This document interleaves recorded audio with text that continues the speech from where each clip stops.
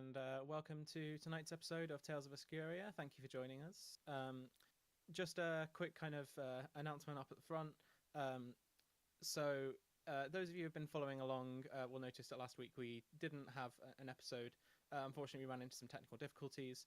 I will do a quick recap because we did still play a session, but I can do a very, very quick recap of what happened last session just before we start this one. Both for you guys watching along at home and for our players to make sure that everyone's all on the same page. And just as always to say, this is presented by and in association with Horsham Gamers. We are a local group and we cover the whole range of gaming, ranging from online gaming, sports, all the way through to card and board games, all the way through to roleplay, things such as this. Basically, if you are in the local Horsham area and you have an interest in any kind of gaming, please feel free to have a look for us on Facebook and on our Discord. Just search for Horsham Gamers, and we'd love to meet you and we'd love to have a chat with you and get you involved in all the lovely stuff that we've got going on. Also, just to say, if anyone wants to come along, we are having a kind of drinks meet and greet this Sunday evening, this Sunday coming, and it's going to be at the Brew House at 7:30. So pop along and say hi to us there. But yeah, so quick recap before we get back into Tales of Escuria.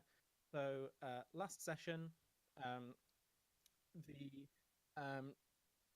newly formed party managed to successfully make their way from the Shogunate Plaza down through the town and back to Hawk's Tent, encountering and having a couple of close shaves with members of the City Guard along the way, but through a mixture of cunning, violence, and an impromptu swimming lesson, they have managed to just about make their way safely back to the Adamantine Bazaar to meet up with Hawk again. So, and here we are today. So you guys managed to make it. You managed to make it just back to the kind of main area of the bazaar. There's a fair amount of crowd that's milling around. You can still hear faintly, kind of distantly coming from the higher up sections of the city and the overlook. You can hear the sound of what kind of sounds like air raid sirens, that very kind of like mechanical wine siren noise. And you can also hear faintly that noise also appears to be coming from further south in the city towards the Umbral Forge. A fair amount of people have kind of gathered to have a look at the spectacle that is the great sea wall of the city, which has been lifted out of the ocean. Let me just pop us across onto the Sakani map. So yeah, the sea wall is this great kind of obsidian structure, which as you were fleeing rose up out of the ocean, cutting off the inner portion of the bay from the rest of the Bay of Daggers. A few people are kind of gathering and standing still to kind of gaze at this rare spectacle. But you also notice that, as quite often happens at the Adamantine Bazaar, business just goes on. You know, they're used to the city might be under attack. There might be a war going on. You know, there's an active war zone that's only a couple miles up to the north. Like, life just goes on in the Adamantine Bazaar. People have got places to be and people to see. So there's a fair amount of crowd around you, and you're able to pretty easily kind of slip your way back to the entrance to Hawk's Tent. What do you guys want to do? I'll like usher everyone into the tent and like pull the flap shut behind us. Okay. Because of all the noise, and obviously we've been in the tent and we've got no idea what's been going on. I would actually be on the far side trying to hide, basically just hide with the entrance covered with my bow just in case. Okay. Yeah. Not very well. No, it's So Kada, and when you kind of usher everyone in, you walk inside. Basically, every single one of you, you're able to see like kind of haphazardly ducking beneath this crate, like poking out on the side of it. You can see Gimbal with his bow and arrow, just kind of like crouching there. I'd just like wave at him and be like, Gimbal, it's alright, it's us. Okay, lower my bow. What's going on out there? And sort of just shoulder my bow. At this point, the rest of you, as you've been kind of ushered into the tent, Sadie kind of also emerges from behind a set of boxes and is just like, that's a pretty good question. What exactly is going on out there? Well, Vixen? Just leave it to me then. Fine, fair enough. Okay, so what's going on? I think we don't really have time to get into this. As far as I'm aware, people are still on our toes. We had a job trying to get here as it was. There's a big wall in the sea. Not sure what else to tell you. Sirens going off. They're all on the hunt to look for us. Any ideas of how we can get out now? Because I've got nothing. Not through the sea, since there's a big wall. Yeah, I'd say that's pretty accurate assessment of what's going on out there. Maybe through the soots? Maybe. Look, I just wanna get this off my chest before we get on with any more of our business dealings. I personally don't appreciate being hired to do a job and then finding out that there's a very large amount of stuff that you weren't telling me about. I mean, from what I was told, we're gonna head up to the Shogunate Plaza, gotta go and meet a couple of people and try and get them out. Might have to do a little bit of abseiling with Granny here, and she kind of gestures towards Lady Selwyn, who is just like... and she's just like... And then that's what I was expecting. I wasn't expecting Little Miss Sunshine here, and like gestures towards you, Idris, and it's just like, and some kind of giant spider thing. In my defense, It's really lovely. The spider is really lovely. I don't care. right, Sadie, in my defense, I didn't know that that was the situation. All I knew is that I had to go up to the Shogunate Plaza and get him and her and point at Ellendon. I think it's pretty safe to say we were all in shock at that point. Yeah, that was a shocking sight up there. Yeah, you can say that again. That was a shocking sight up there. Thank you. Well, the situation is, no matter what, we can deal with this later. We've got to get out of the city, and with post haste, I guess. He's right. How can we get out of here quick? Hang on a minute, Gimbal, you're supposed to be getting us out. That was your job. I am. I can travel. I can get you across the lands. The actual entrances and exits of the city. I need to know which are the best ones. Sort of. Hawk, I'm going to do a quick history check for him. I mean, I'll have a think about. I'll have a bit of a think on how I've exited the city myself. I think last time we talked about it, like you rolled for it and it turned out that there was an exit down here somewhere, which is why we had to get up to the Shogunate Plaza and then back down here. I don't remember exactly, but that does kind of ring a bell. So yeah. Based on that, and also like, I'll just say the combination of you and Hawk, you can have like a quick like brainstorming, just like, you could go like this way and then you go around there. You have like a bit kind of quick back and forth, and basically, you both agree that the easiest gate for you to get out of is one of the south ones, specifically the one that's kind of like in the southwestern corner. That's the Marshall Quarter. Yes, that is the issue. Are you joking? We've got to go through the Marshall Quarter. That's the one which is past the Marshall Quarter. there's a gate which is the closest one to you, which you can very easily get to. You don't have to go through the Martial Quarter or anything, but you know that that one is more well guarded usually. So if you're planning on fighting your way out, then that one is going to be a harder fight. Do I know of any routes that from here to the gate bypassing the Martial Court? I'm thinking either under or over it. Give me a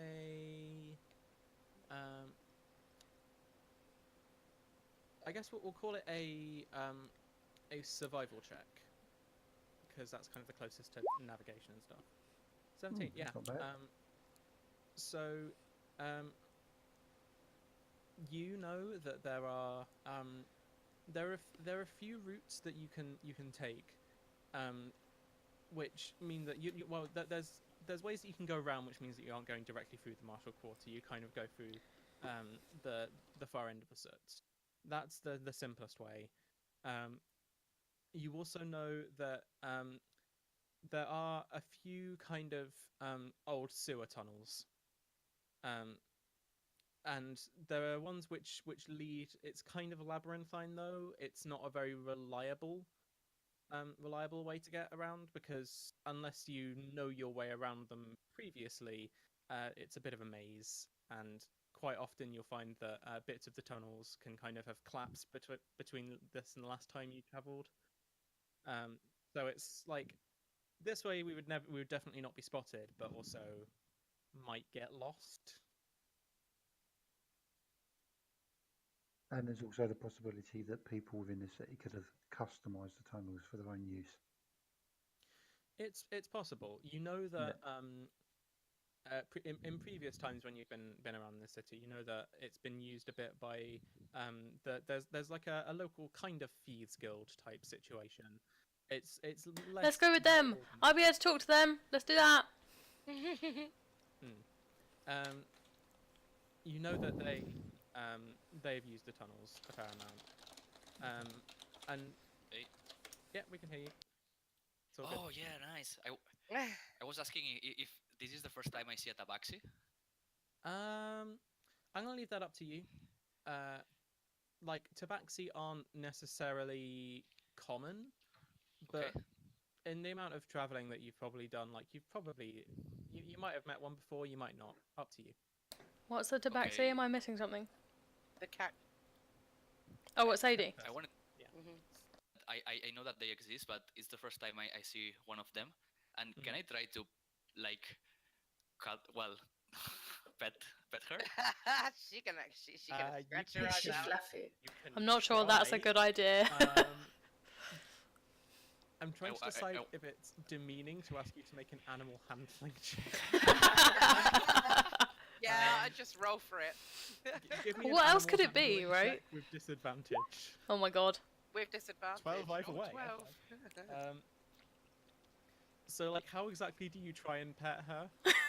Well, I want just to touch like the fur Just of like one touch. of her arm, like trying to see how soft it is. Okay, you have like about half a second when you're like, oh, that's soft, and then like you get like a tiny like scratch on your hand from her before she's just like, hey, handsy.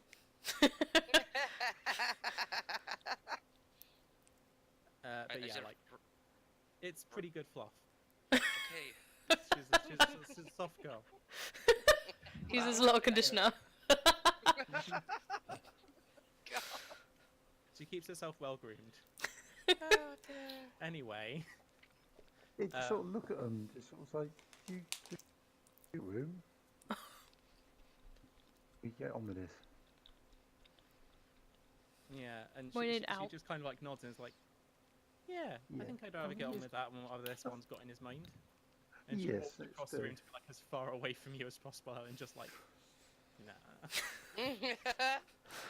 Right, so basically we can move around the Martial Quarter and we can skirt it. There is ways I know, and that would be my preference. There is another route if that is too dangerous, that although that itself has its own dangers.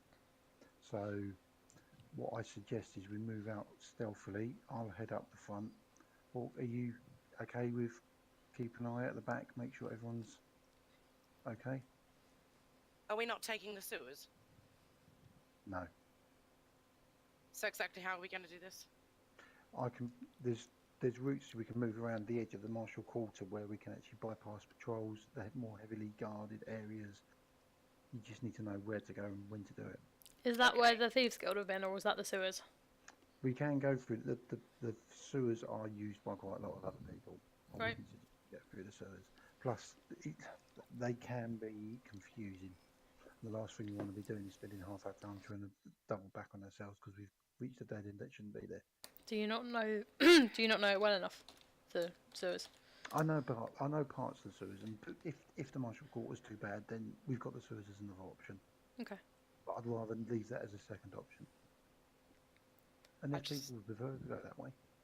Well, I just think heading to the Marshall Quarters is such a big party who already wanted is just begging for trouble. Yeah. But then again, I guess it's one of those things where it's hiding in plain sight. Yep.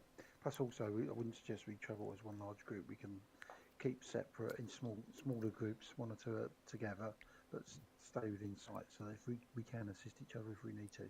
I vote sticking with Kada on that. But definitely, we shouldn't travel as a large group. The one thing the Marshall Court will be keeping an eye out for at the moment is large groups of people. Yep. Okay, so who's with who? Well, look, man, how many people I'm have we going actually got with in the tent in Jenkins. total? So we've got. Okay, let's count. We've got the 5 of you. We've got Jenkins. We've got Selwyn. Lady Selwyn. We've got Sadie. We've got Hawk. So there's currently 9 of you in this tent. Okay. Right, and how many of us know the way? Probably Gimbal, Hawk, and myself. Can I do a history check? Would I know? Sadie probably knows as well, I would have thought. Sadie knows a fair amount. Okay, cool. You can make a history check to check as well, Vixen. I will also do one. Oh, do I need to? Because I've lived here forever. Not forever, but a really long time. Make one, but make it with advantage, because this is less like I know the way around and more like I know all the random back streets and stuff. Okay. 15, yeah, you know well enough. Okay. Vixen, you too. Like Vixen, you're just like, oh yeah, I know where I'm going. So- Okay, What sort of size groups? If there are 9 of us, is it worth splitting into 3 groups? threes. 3 groups of 3. It's a nice amount. It won't draw too much attention to the guard. Yeah. But do Hawk and the Lady Cat want to come with us? I At this think- point, Sadie kind of raises her paw and she's just like, "I've got a couple of questions I need to ask, just to kind of gauge what's going to be going on here. So, question 1, what are we doing? Question 2, why are we doing it? Question 3, why am I still involved? And question 4, am I going to be paid for what I've already done?" Well, All If- really fair questions. yeah. Like, I sort of turn to Hawk and be like, "Did you say she was going to get paid?" And Hawk's just like, of course, this is Um, the Cough deal has always loudly. been." There's a few people getting paid for this. Sadie. Here, this woman here, my mother, has a lot of money. She can pay you. She still owes me. Well, I can help out here. Well, the payment I will actually be came bearing a resolved gift. later. So I may as well give it to you now, Hawk. I was planning on giving it to you when I got back anyway. Sell it if you need to, do whatever you like with it, but maybe you could pay Sadie with it if she's willing to help us. And I hand him the blunderbuss and all the ammo. What's that? Oh. Okay, so he has a look at it, and there's like a couple of seconds when he's just kind of like weighing it in his hands and kind of turning it around and appraising it, and he's just like, "Now this is a good weapon. Are you sure you want to part with it?"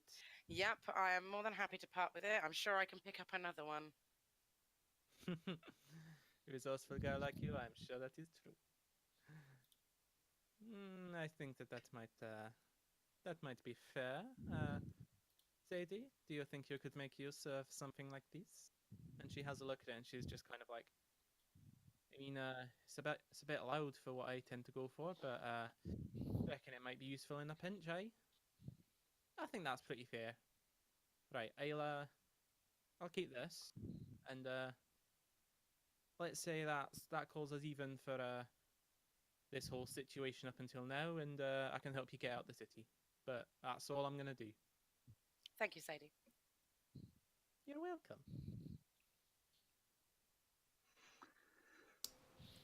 Well, so basically, we want to try and get to the edge of the city and try and get out. Small groups of 3. I What's can lead one group. the best path, Gimbal?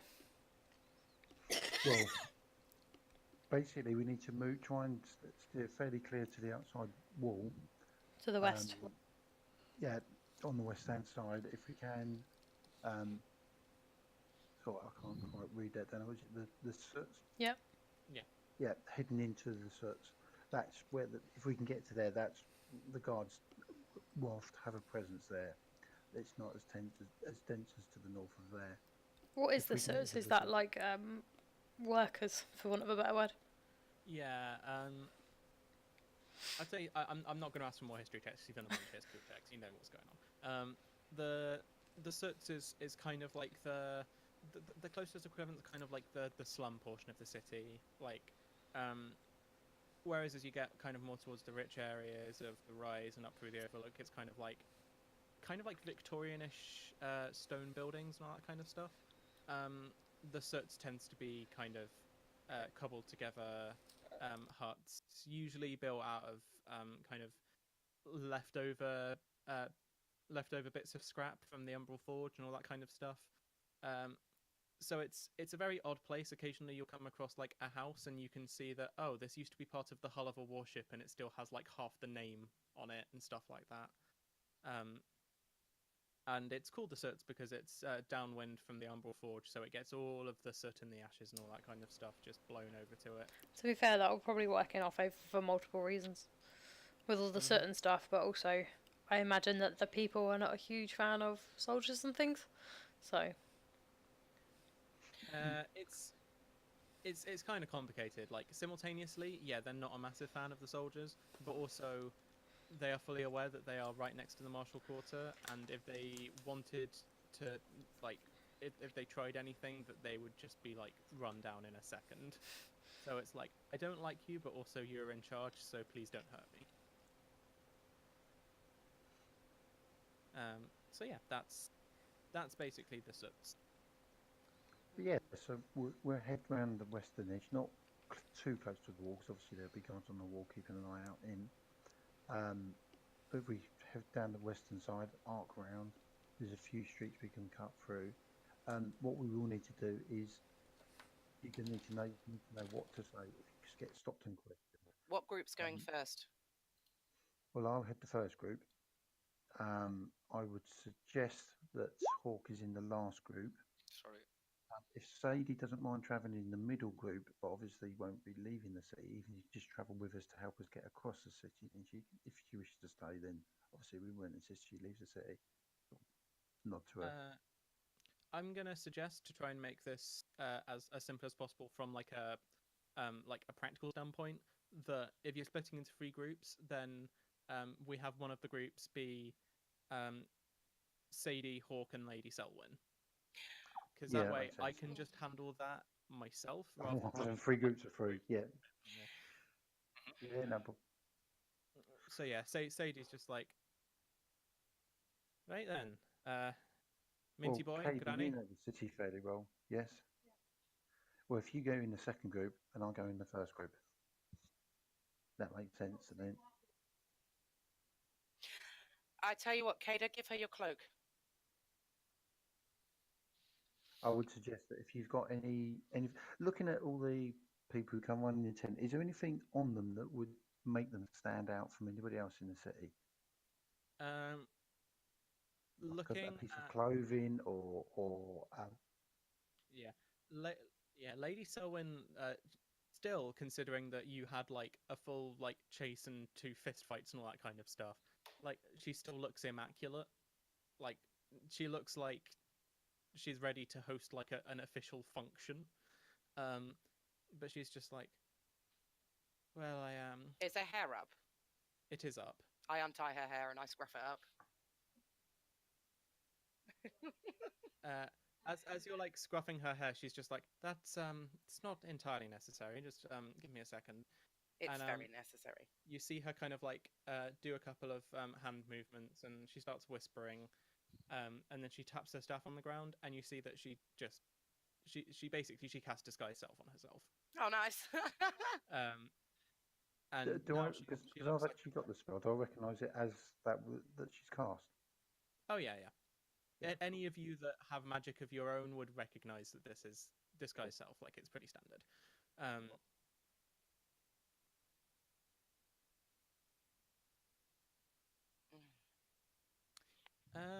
I mean, Elend is not really dressed as a noble so much. Like he looks like fancy, but also a little bit kind of run down fancy. Yeah. But wasn't there like wanted signs with our face, something like that? Yeah. There were, yes. A few of them, from what I understand. I hand him my mask. Is that? Yeah? Ooh, good idea. I don't want it. I want my well. Does Hawks have some masks around? I don't want your mask. I want my own. Have you got your own mask? If Hawk has something around, I can just borrow that. So your mask isn't good enough. Elend, put the mask on, or I will beat your face black and blue, and no one will recognize you. That would be one solution. Yeah. You can hear Hawk in the background just being like, like, give me a second. Give me a second. You see? Oh yeah.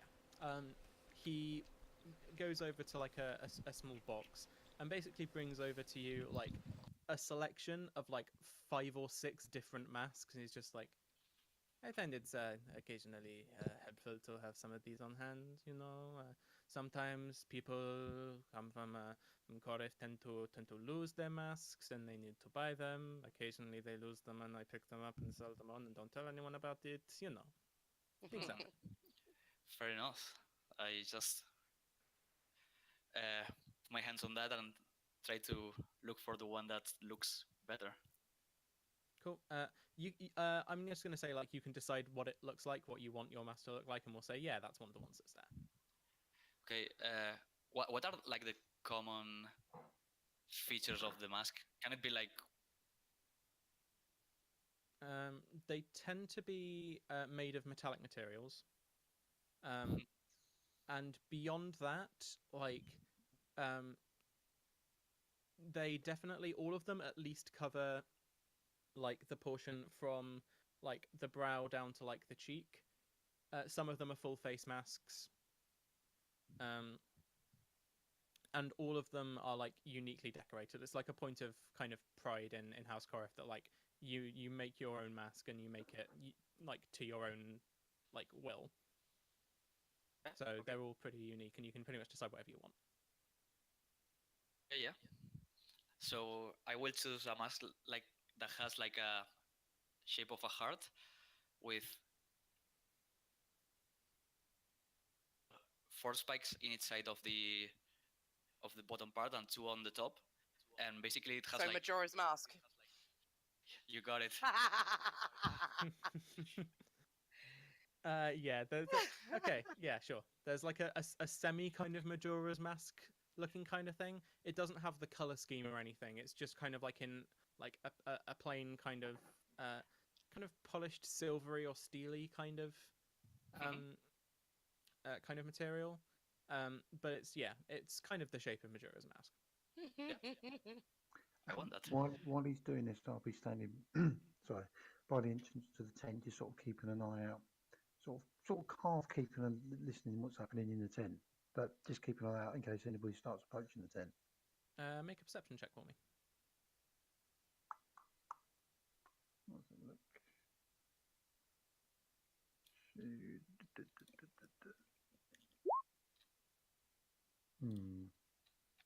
Difficult to tell.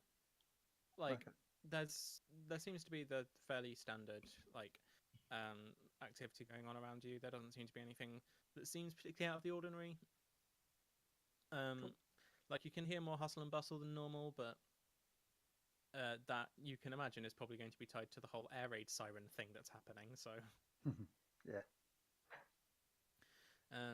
okay, yeah. Wait for them to get ready. At this point, Hawk just says, just so to make sure, if anybody here wants to have a look at any of the things that I have for sale, or That was going to be my next question. now would probably be a good time because I don't think I'm going to be coming back for any of them. What you got, Hawk? Me and Jenkins are also interested. Like as soon as you're like, oh, we're interested, like you see him, he immediately kind of goes into like the it's wonderful, like kind of like shopkeepery type thing that he's got going on. I love Hawk. If Same. he ever dies in this campaign, I Don't say it, don't say it. Oh my god, don't say it. Why would you say that? Oh my god, Tammy. I'm in charge of this, and even I'm like, why would you say that? Okay, let me have a quick look. To plead to your better nature.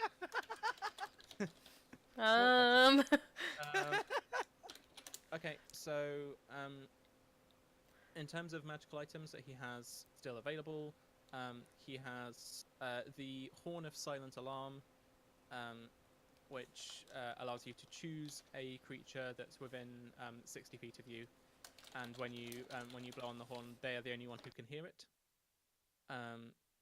And he has the Charlatan's Dice, which are dice where you can make an Arcana check when you roll them, and if you're successful, then it will land on the numbers that you want it to. How much for the dice? Sorry? How much for the dice? 55 gold. Oh, I don't have that much. How much is the horn? 65 gold. He also has his collection of random junk. Can I have a look in the random junk, please? The random junk is fun. Have a look in the random junk. Each of you can have a maximum of 2 items from the random junk. It's D100, isn't it? Yes, let me just get the table up. Right. I would like 29 and 26, please. You already have an item from the random junk. You have your dagger of oranges. Good point. I would like 29, please. 29. Okay. You get. Give me a second. What do I get? What are your boots, waiting Tammy? for it to load. I was trying to tell someone the other day. My purple fluffy slippers of like scary noises. What? The occult slippers. What is it? It just makes scary noises. Yeah, Yeah. Oppressive noises, like creepy noises. Oh, okay. So, Interesting. you know. Oh, you're gonna like this one. Ooh! Ada. You get Heartseeker. This is a pair of velvet gloves that allows you to sense the suit of any cards that you are touching. Oh my god. Oh, wow. Awesome. What did you say they were called, sorry? Heartseeker. Heartseeker. Yes. Okay. Anyone else want to roll? I guess so. I wanna Can I check 12? Okay. You check 12. You get a coral anklet. You get a little ankle bracelet that's made of pink coral, and it will turn white whenever there are mer people within 30 feet of you. I put it back. Cool. Cow, I'm really sorry. What was it called again? Heartseeker. Thank you, sorry. I'll take the horn. You want to buy the horn? Okay. Yeah, 65, wasn't it? I wanted it for Jenkins. It is, yeah, it's 65.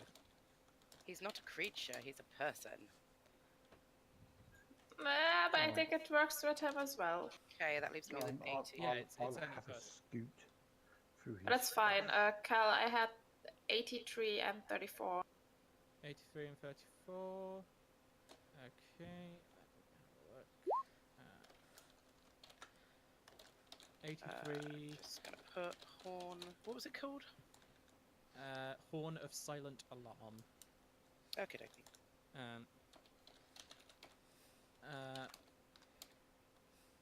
So, what was it? Was it 83 again? Yes. 83.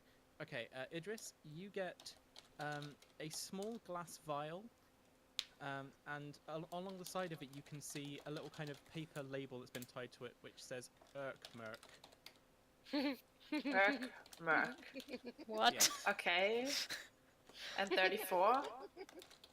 And 34. We've already had that one, so roll again.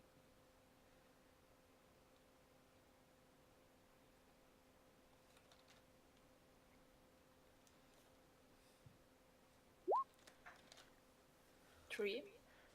Lucky Three. number 3. You get a tiny bonsai tree, Oh! and on it you can see that it seems to be growing berries, but you can see that one of the berries is made of wood, one of them is made of stone, and one of them is made of copper. That's so Interesting. cute. That's so cute. You've got a miniature tiny bonsai Yeah. tree. Aww. Okay. Anyone else rolling? Yeah, rolled a 9. You rolled a 9. And then I'll do yours in a second, Ellen. Let me have a look. So 9. You get.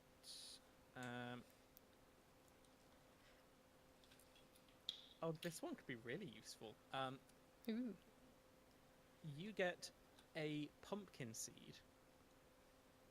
And when you plant it, over the course of a minute, it will grow into a small wagon. Yes. After an So hour, it's like the Cinderella. wagon will wither and die, and then you can replant the seed. That's pretty cool, actually. But you can only use it once a day. Okay. A pumpkin seed of wagon growing. Yeah, it's called carriage fruit. Get us out of the city. Of course it is. Does it still look like a pumpkin? Or does it look like a wagon? It just looks like a pumpkin seed. No, And like then when you it... When it's a plant wagon. It kind of looks like a wagon, but it seems to be made of like general green foliage and that kind of stuff. Okay. Okay, so Ellen, 79 and 96. Let's have a look. 79. Okay. You get a small glass jar, and you can see inside it there's water, which seems to be in like a perpetual kind of like whirlpool.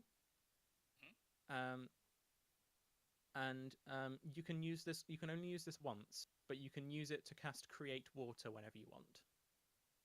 But you can only cast it once. Okay, and the other one is 96.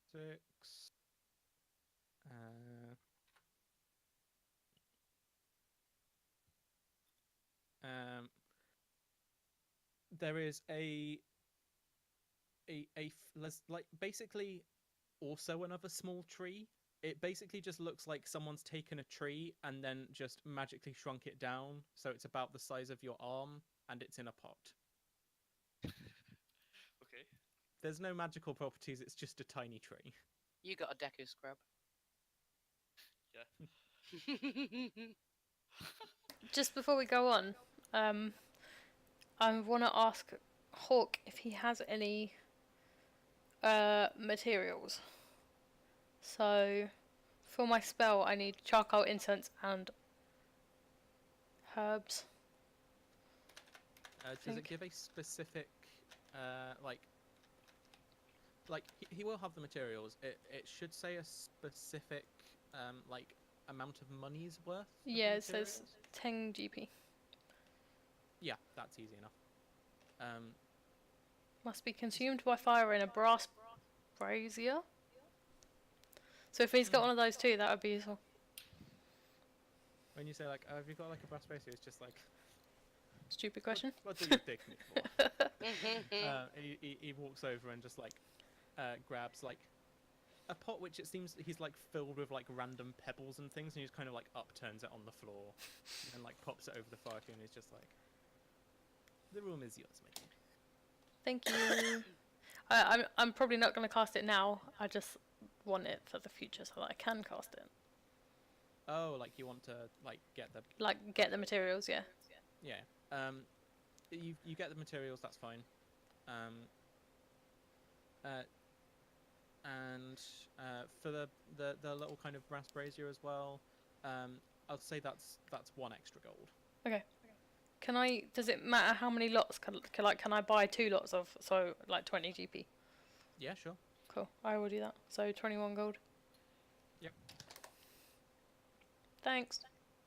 No problem. Okay.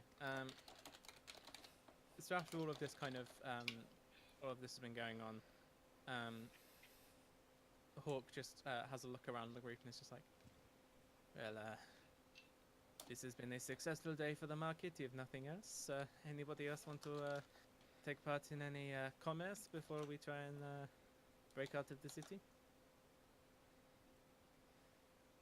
I'm okay.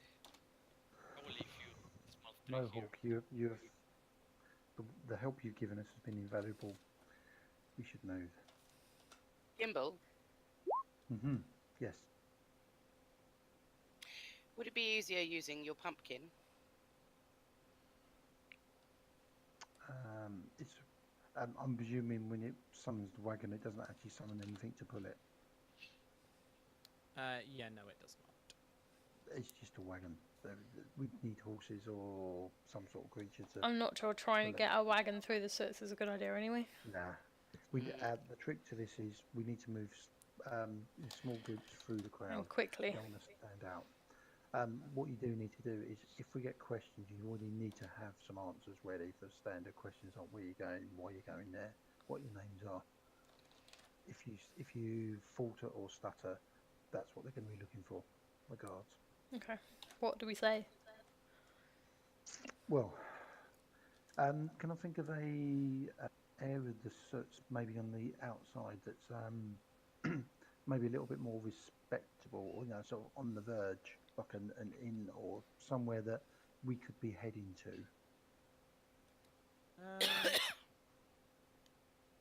Yeah, I'll say that's easily enough covered in one of the myriad of history checks. There's a pretty popular tavern called the Blacksmith's Rest, which is not too far from the Umbral Forge. It's a pretty common place for people to go. Okay, so tell the guys you're heading there that the trouble has made, because of the trouble, the sirens you're seeking is a nice safe place for refuge. What was the name of the place, sorry? The Blacksmith's Rest. Thanks. The guards themselves will always be looking to go for a drink, relax, play on that. Say, oh, this place is obviously getting a bit frantic. I'm just going to get a beer, get an ale, and just sit down and just wait this out.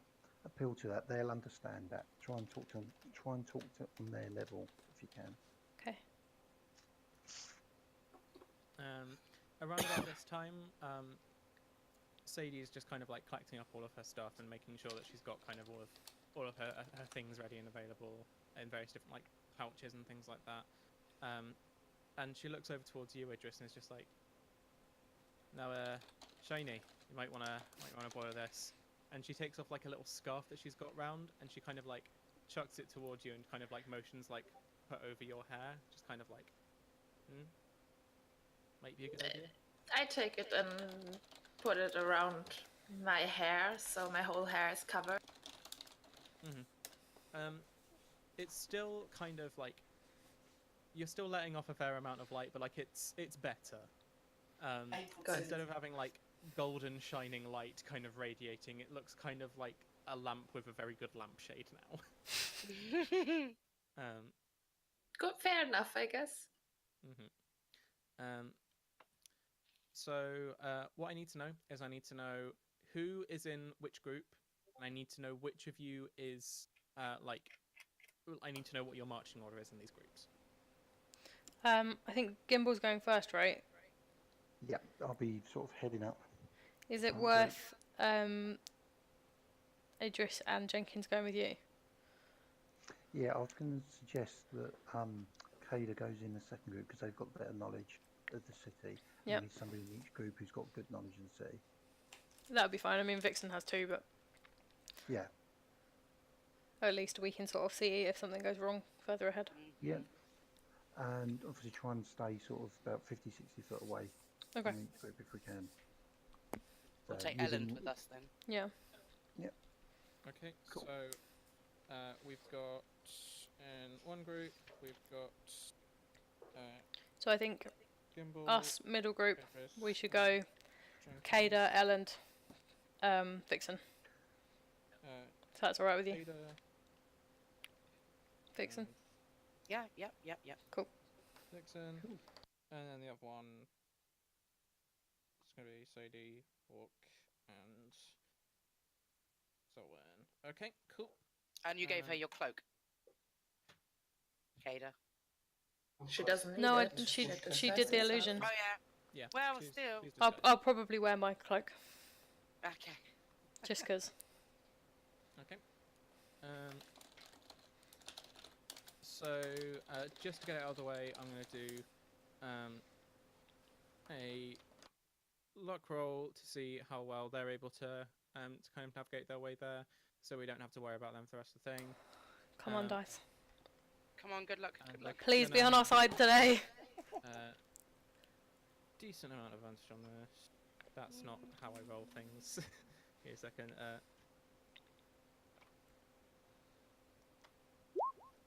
Oh my god, are you serious? Oh boy. Can you roll that again? Oh. Do we I still gave get my them a luck from last plus round? 2. Sorry? Do we still get my luck from last round?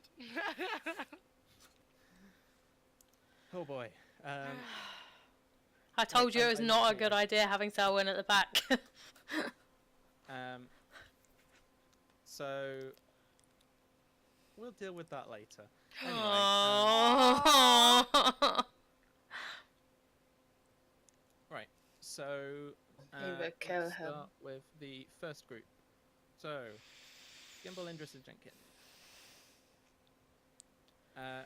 We're just following Gimbal, I guess. Me and Jenkins. Okay. Gimbal, if you kind of like just ping on the map where like the general kind of idea of where you're going. So if you just click and hold at a point, it'll do a ping. Oh, that's what you mean. Gotcha. Yeah. So we want to be heading round here and then over to the side there and sort of like a semi-zigzag, but then like that and then over that sort of Okay. route. Second. Does that make sense? Uh, So move towards the wall, away, and then back towards the wall again. So there's no. Cause the important thing is I don't want to be seen to be moving in a straight line, but we also don't want to be like we're hurrying or nervous. Just travelling normal. okay, makes sense. So make a I'd say first make a survival check. If one of the other of you wants, one of the other people in the group wants to roll that as well, you can try and give advantage. So who do you want to? Is it Idris or Jenkins? Who's got best? I'm on it. Admittedly, my survival's not brilliant, I must admit, which is not good coming from a ranger. 12. Yeah, you can provide advantage. So Okay, you roll with advantage on this one. that was lucky. 14. Okay, yeah. So you're able to pretty easily kind of navigate your way over to kind of the wall portion. So just ping where you want it to be, like closest to the wall again for me. What's the second, like this line here? What's that line there? What does that indicate? Is The that like the smaller main- one. Yeah.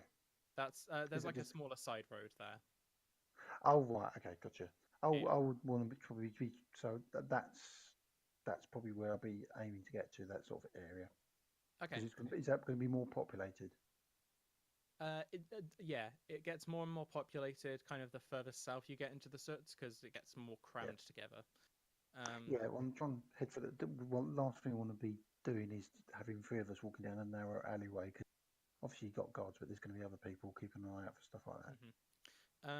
So just so you guys know, the big paths that I've got here are like really big roads and kind of like cart thoroughfares and all that kind of stuff. The smaller ones are like your pretty standard street.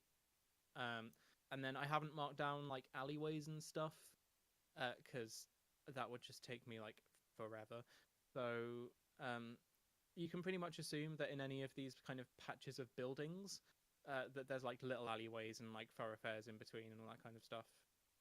Like, but yeah. So I'll say you can get to basically around about here-ish. At this point, you notice. In fact, what are your guys' passive perception scores? Not perception, yeah. Yeah, your passive 11 perception. and 9. Everyone or just them? Just them. Roll it, yeah. No. What's your passive perception score? Oh, right. I don't know what passive perception is. So I've not. It'll be further down. What the standard modifier? It's listed on It's your just sheet. underneath your skills. Yeah. There's a thing that says passive wisdom brackets perception. Yes. Oh, right. Okay, gotcha. 16. 16. Oh yeah. So you at the front of the group notice that up high on the walls you can see there's a guard patrol that's going along. You can see at least one person, at least one presumably drow, but you can't really tell from this far away, wearing the standard kind of guard armor, who's walking along the walls and seems to be kind of like looking down into this portion of the city. I'd say with that passive perception, you definitely spot them before they would be able to like spot you. So make a stealth check, and again, Laura, you can roll to give advantage if you would like. Yeah.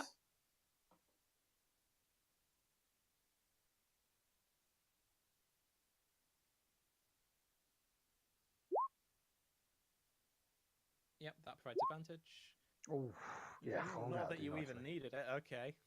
That'll do nicely. Easy. Oh yeah, easy. Like, you spot the guy up ahead, and you barely even have to do anything. You basically just like casually just like, okay, let's just pop down this road instead then, and you manage to get into like there's a spot between a few different buildings where they've got kind of like lean-tos that have been put outside them, that kind of like cover overhead view. So you're underneath these kind of like canopies that are going between these houses, and there's a few like kind of washing lines and things like that, strung between these huts. So basically, the guy looks down and can't see anything, doesn't spot you at all. Excellent. Okay. Okay, So and then we start moving, because obviously that's, and in all truth, that's confirmed what I was concerned about, that they would have people on the higher vantage point on the wall. So now I'll they always do. a bit further away from the wall, but not too close to the mate, because I presume that's the buildings in the martial quarter. That's like the main guard quarters and all this sort of stuff. Yeah. Yeah, it's the martial quarter is somewhere between like the army barracks, like the forward base for the entire war effort between them and the Vaneborn Union, and also where the guards are. Like they occupy the same space. Okay, so we're sort of going to try and walk the thin line in between, to move a little bit further away from the wall, sort of halfway, sort of that sort of range. Okay. There. Yep. Give me. Are you trying to do this in such a way as to kind of not be noticed from the walls? Yeah. Yeah, but not being overtly so. If you see what I mean, trying to portray a relaxed, just normal travelling group. But okay. Just try, because obviously the further you are from the walls, the less significant we'll be. But I also know as a deep gnome, I'm going to stand out at least a little bit. Yeah, like between the deep gnome and the human lampshade, like it's pretty like. Give me give me a stealth check. No advantage or anything this time, because you're close enough to the martial quarter that like it's a bit risky. So we'll assume that you are getting advantage, but then it's cancelled out by the fact that you are like pretty much right next to where all the guards come from. Okay. Ah, here we go. Don't fail me now. Oh. 11. Okay, so as you're walking through this kind of group of buildings, you make it to around about kind of here-ish, when you notice a large group of patrolling guards. There seems to be there seem to be 5 of them. They don't seem to be kind of moving with any kind of urgency. They don't seem to be searching for you or anything. But they are walking along this path, and they turn down this road just as you're kind of like emerging from these group of buildings. Okay. Let me just do a quick luck roll for you guys.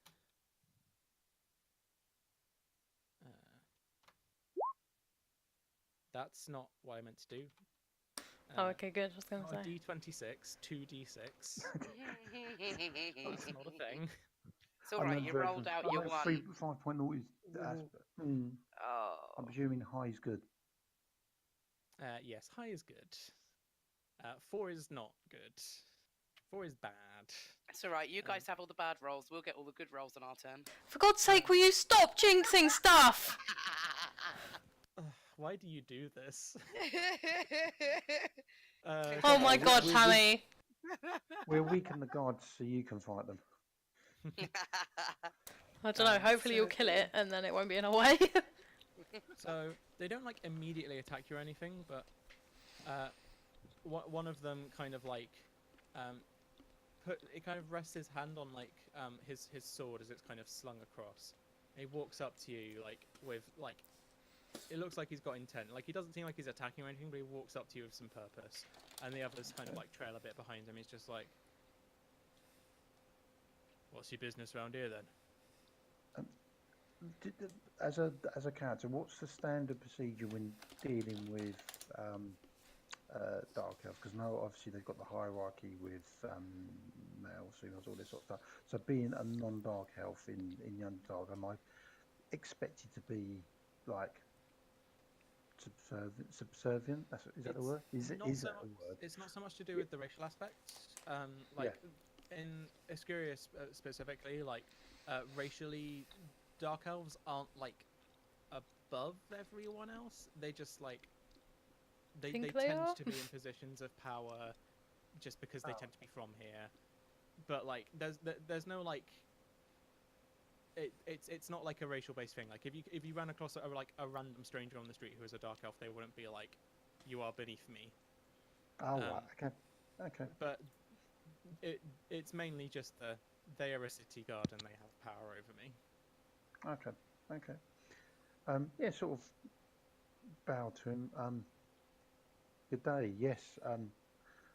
My name is Tinai from House Moravo. I'm on the way to Blacksmith West. From what I understand, there's a bit of trouble up in the north, and I thought it would be best to retire and find somewhere a little bit more relaxed to wait this out, so to speak. Just sort of give him a bit of a wink.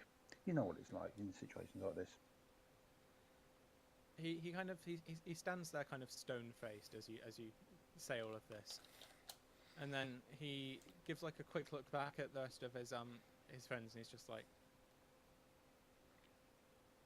"Well, don't know if anyone's told you yet, but city's under martial law now."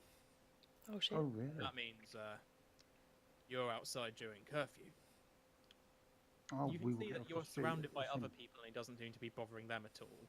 But he's just like, "So, I'm afraid I'm going to need you to hurry on to wherever it is that you're heading to, and you will, of course, have to pay a small fine for breaking the laws of curfew. I think think 20 gold's about right, don't you, lads? And 20 the others, and they're just gold? kind of like, yeah, seems about right.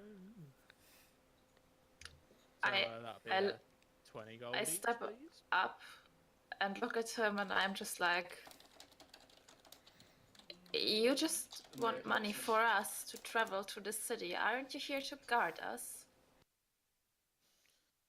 Absolutely, I am. I'm here to uphold the laws of this good and fine city, and the laws state that under times of martial law, emergency curfew is to be put into place, and those who are found outside during the curfew are to be fined. We are on I'm doing our this to way protect to you. our place. We hurry up, but I don't see the fairness of giving you money for it, especially because we don't have a lot of money. Fair don't come into it. The law's the law. We didn't. Not with purpose. I give him a really nice smile. Make a persuasion check.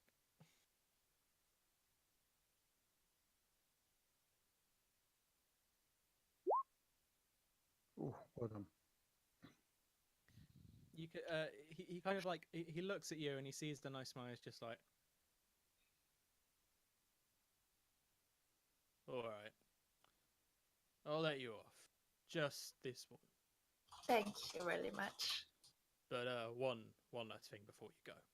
And he reaches into his pocket and he pulls out like a little kind of rolled up scroll, and he unrolls it, and you can see on it it's got wanted dead or alive, and it's got Elland, it's got Kada, it's got Ralkini, and now it also appears to have Lady Selwyn on it. Oh God.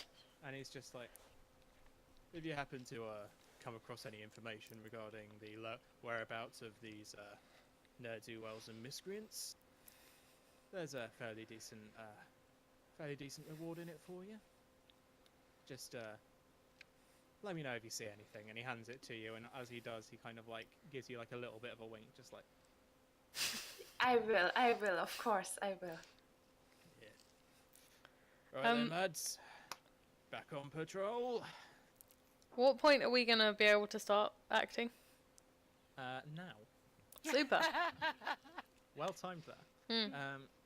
Kada's So yes, impatient. group 2, you are just about leaving the tent. You left kind of about 5-10 minutes just to be like safe. Okay. I will also say now, I should have mentioned this earlier. During your time of sorting things out in the tent, you all had the time to have a short rest.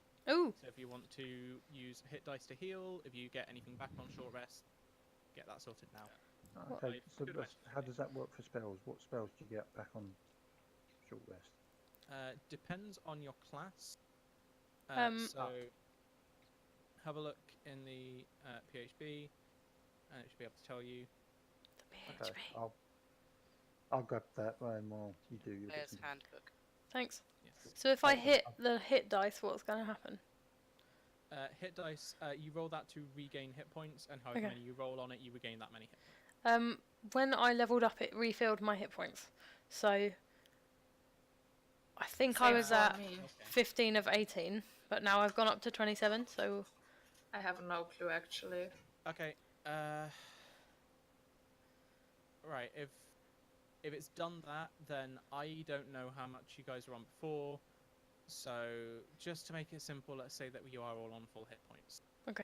I didn't know that character man's level up was going to do that. yeah. It did. But okay. Well, Okay. I can tell you what I was on. I was 15 of 18, but I don't know how that would be reflected in what I am now. To keep it simple and to keep it like fair, Okay.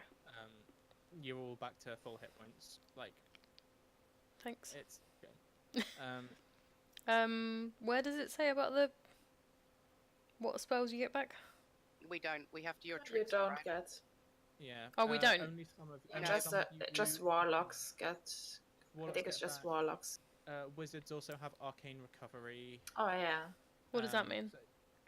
It's specific to classes, but like warlocks get back a certain number of spells and short rests, and wizards can use an action and a short rest. So instead of healing, they get back spell slots. But presumably they have to have that spell, or what is it, a cantrip or something? It's a feature. It's a class Oh, feature. okay. So unless you have something in your class features that tells you you can get back spell slots or anything similar, assume that you don't. I don't think. I don't. No, think arcane tricks as count. We can't. No. Okay, cool. I don't Neither do remember for clerics. rangers. I don't think so. Where is this in the handbook? I really need to get a copy of this. It's just in like the basic information about your class. If you read Okay, through. cool. I'll have a look. Um, I'm but pretty sure I've got a digital version somewhere, but I don't know where it is. mhm. Okay. I've got PDFs I can send out if we need to. Okay, But anyway, right. So you guys can set off from the from Hawk's tent now. So I kind of want to stay in sight range of gimbal.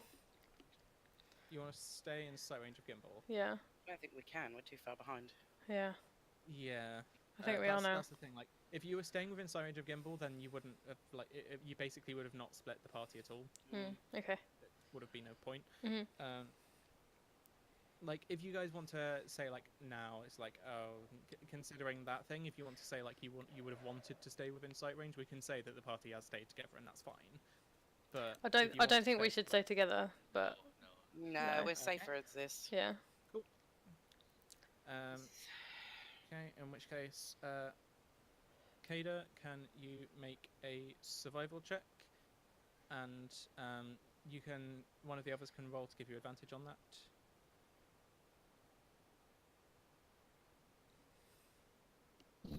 Okay, What's that check for? that's just basically being able to navigate your way around the streets. Right. Effectively.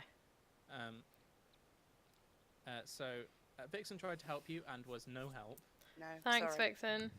Like I'm just imagining the entire time you're just being like, I think we go down that one. I think that one's a shortcut. Maybe we go around this bit. My survival's not too bad either, which is really annoying. What did I need? What do you need to roll to give someone advantage? It's at the DM's discretion. For this time, I was saying that it's a difficulty check of 12 to give advantage. Okay. Like, it's not too difficult, but apparently too difficult for Vixen this time. Yeah. So, like, sorry, I know I asked this basically every single game, but she rolled a 16. Is that not? No, Oh, that's advantage. it's the first one, Yeah, unless you that's- have advantage, and then you can choose. if you Oh, have disadvantage, okay. lower one. Right. Sorry, I'm with you now. No, it's chill. My We'll get there brain. one day. My brain. Okay, so It's the first one, Kindra, right? That didn't provide you advantage, so we go with the 11. Yep. So it takes you a little bit to kind of get your bearings when you get out into the Adamantine Bazaar. You're pretty sure, you're like, okay, well, we're going this way. We should come out kind of pretty close to where we want it to be. Can you just ping on the map where it is that you're wanting to head? Is it kind of along the same kind of Kind path of, that you're yeah. following? Why isn't it pinging? Okay. There we go. Yes. Okay. But so- probably like via up here. Okay, so you're heading in what you assume kind of correct direction. You're like, yeah, this seems about right. Until you kind of come out and you're thinking, okay, well, we've come out onto the main road. This should be fine. You realise that you come out onto the wrong main road. You are here. And Oh, you fucking can hell. Basically, see the Marshall Quarter as you come out from between these buildings. Like, this is good. This is good. Oh no. Oh, This that's is the not wrong good. direction. This is not going well, you guys. Okay. So yeah, make a stealth check, and the others can try and provide advantage. Right, come on, Vixen. My stealth's really bad. Can I try something else? Okay, for fun? wait a minute. Ellen, what's your stealth? Yeah, mine is better. Okay. Yeah, go on, Ellen, do it. No. 9. Nope. Oh dear. Nope. Dude, stealth is gonna be my thing. Why do these dice hate me? Shall I try mine just to see? Go Sure, for you it. can try yours just to see. Oh! Isn't that nice? Ugh. Isn't that really lovely for everyone? Anyway, What's your So- stealth out of interest? 1. So mine's 3, and you rolled better than I did. Yep. so you can see a Uh-oh. fairly decent kind of patrol who seem to be walking around the outside of the Marshall Quarter. you can see that at least one of them appears to be holding a blunderbuss, as you've seen before. What is that? And A gun. like the kind of like big cone gun that you just shove stuff in and fire, Oh, okay. rather than like aiming, you just kind of point it in a vague direction. Yeah. And hope. And you can also see that one of them doesn't seem to be visibly armed, at least from what you can see. That's super dangerous. We need to go in the other direction. Let me just make a quick. Let me check a passive perception on one of them. Give me a second.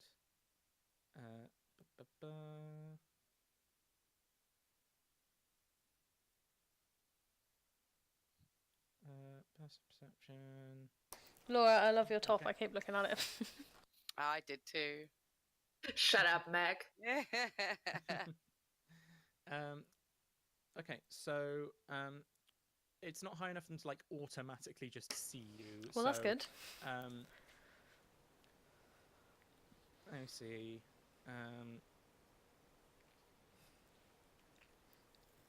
Hang on, wait. No.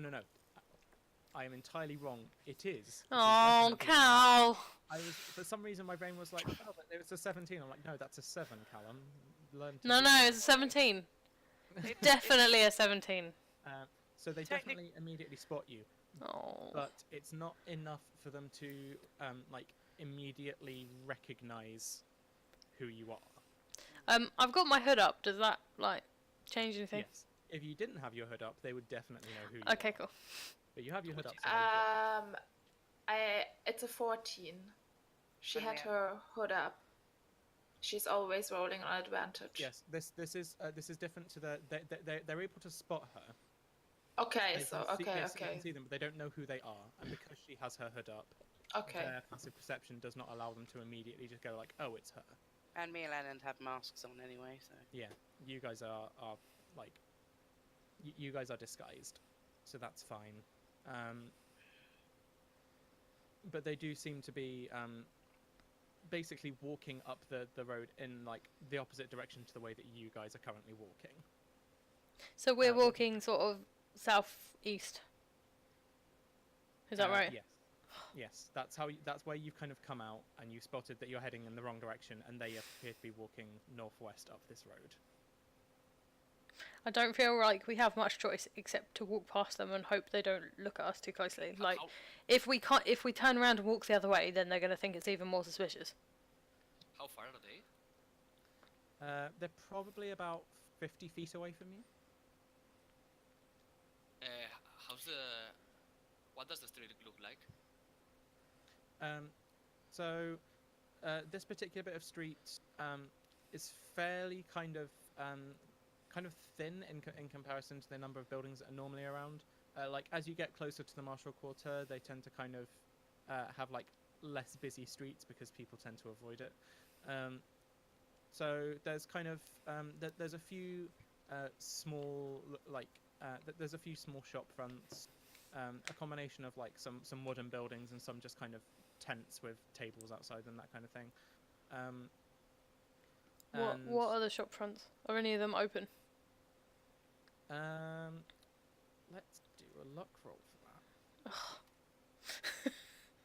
Do you have to?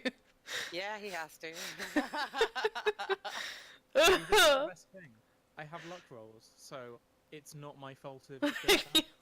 It's True. the dice. It's Roll20's fault. Laura's like, Oh. Roll 20 is kind today. So yeah, there's a shop front which appears to be someone who's selling like various different kinds of fish, Right, and he's got buy like some a bunch fish. of them.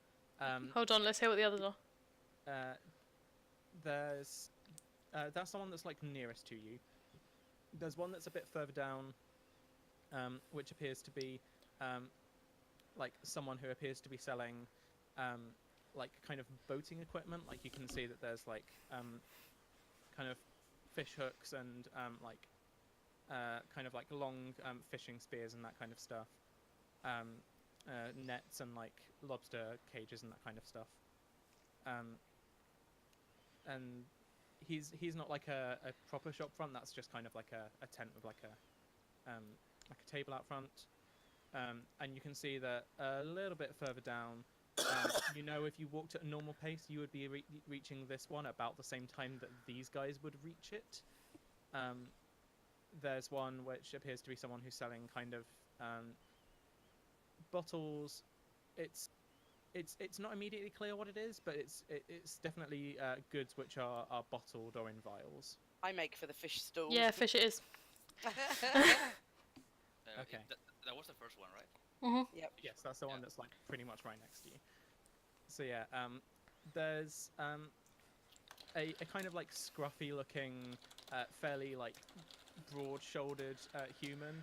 You can see he's got like a bunch of tattoos on one of his arms of various different nautical things. And he's in the middle of like smoking a cigarette, and he kind of just puts it out on the countertop when you guys approach, and he's just like, "Greetings, travelers. Would you care to peruse my wares?" Yeah, I wouldn't mind. What you caught today? See, I haven't caught any of these personally, but they've come fresh in from the bay. Well, before, and he kind of gestures towards the seawall, and he's like, before all of that business, of course. Well, we've got a few different delights in the Underdark, and he shows there's like a little kind of like squid type thing. He's got like 3 or 4 of them. You can see that they're in like wooden crates, and there's like ice in the bottom of them to try and keep them a bit fresh. And there's like a fairly kind of large looking, like somewhere between like a tuna and a shark type thing, which is hanging from a hook.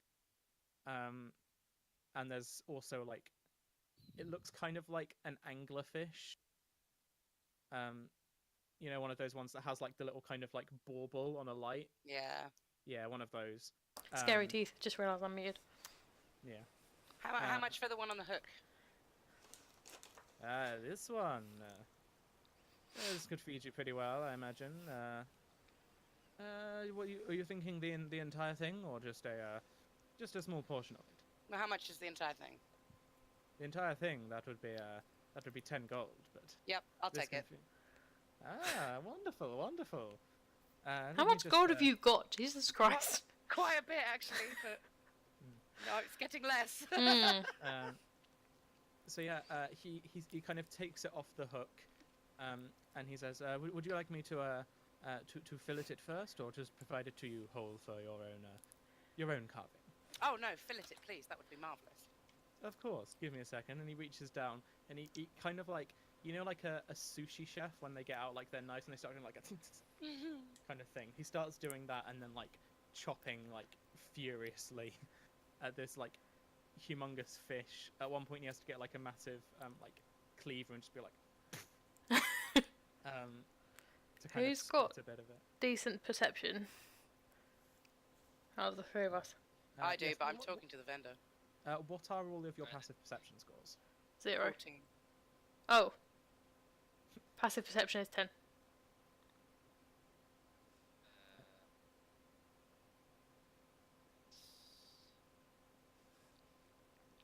It's underneath all your skills. It's like another number. 13, yeah, right. 13. 13. Okay. See you, Tam. So yeah, both you, Tammy, and you, Elland, are able to see that like they are walking kind of behind you at this point. Do you like? Are you just like keeping your head down, just kind of like don't look in their direction? Don't... I'm just going to carry on talking to the vendor and watching my fish being filleted. I know I haven't got a thing here, but I'm just, because I'm in my cloak with my hood up, I'm just going to stand completely still. Good choice. Let's say make one more stealth check with advantage. All of us? One Or of you. just One of you right. for the group. What's your Okay. stealth, guys? Kada, you're I trust you with this. Yeah, I imagine mine's probably the better one. Yours Yeah. probably the best, yeah. Sweet. With advantage! Woohoo! Fuck Yeah, easy. Thank God for that. So, Yeah, let's help.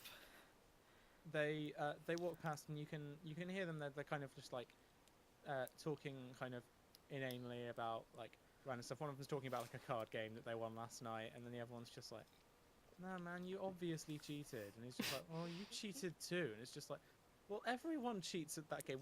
What is the point? Why do we even bother? We could just give each other random amounts of money every night. It's just like, oh, it's something to do, isn't it? They're just having like this argument as they're walking down the road.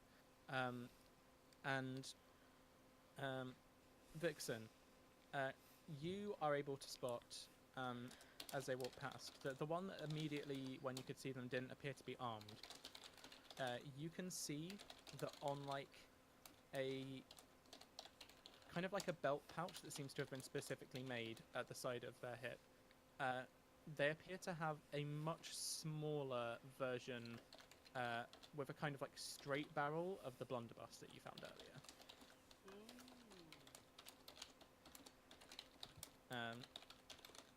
But you can only just catch like a tiny glimpse of it as they walk past. But yeah, they've passed you. We did it! Oh my god! Right, let's grab this fish and skedaddle. Yeah, enjoy carrying that. Alright. That's alright. It'll be in a bag. So we want to head to here-ish. Okay. I'd say with the very strong stealth check that you guys just made, you guys are able to navigate to whereabouts did you want to get to? Oh, okay, there. Oh, Yeah, we want to go around the okay. edge. We don't want to go that close to the quarter. Yep. You're able very easily to just kind of like, they've gone past. We can kind of just wander over. Turn around and walk the right way. Yeah. You've made it back to there. With Sweet. fish. Yeah. With fish. Now with food. Okay. So, group the first. Whereabouts are you guys heading now? Well, pretty much heading towards the blacksmith's rest. I don't know whereabouts that is on the Yeah, map. where is that? Let me just mark it real quick.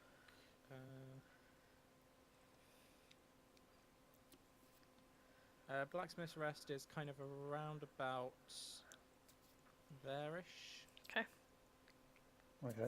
So by heading towards the blacksmith's rest, we want to head towards the wall a little bit. So maybe head towards that direction to get away from the Marshall Quarter main buildings. And then we can be skirting the outside of the wall as we get to the gates, then we can head to the gate. Okay. Make your survivor check. Again, if any of the others wants to provide advantage, please try. Oh dear. No, you've never been to the Soots before. You're like, I don't know where we are. And apparently That's not brilliant either. Near the 12. Yeah. So, if you just ping on the map where it was specifically you were trying to get to. Try and get to. So there. You're able to get to there easily enough. That's fine because it's pretty much just a straight shot across. Where was the next point that you were trying to get to? Basically heading to the sort of, I think that looks like a junction here, because I'm suspecting there's going to be a lot of traffic in that junction here. Okay. And it'll be easy, even if there's somebody sees us, it'll be easy to be lost within the crowd, so to speak. Okay. So as you are making your way there, I presume you're not going via the main road. You're kind of like going through side streets and stuff like that. But yeah, definitely. We don't want to be, because now we know there's large groups of guards walking around the main street. Okay. So you make it about kind of halfway through this set of like side streets. When there's this sudden kind of flurry of movement. In this kind of this flurry of movement, it doesn't appear to be. It's not like guards or anything. It's more kind of.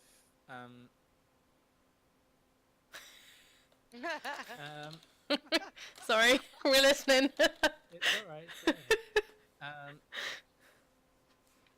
It's more kind of that there's a large kind of there's a commotion. You can hear someone kind of raise their voice, being like, "Boy, give that back!" And then you can hear kind of like this rushing, and it seems like there's a group of like 5 or 6 kids, who probably come up to about kind of like, Idris probably come up to a kind of like waist level, and for you, Gimbal, are probably just a little bit taller than you,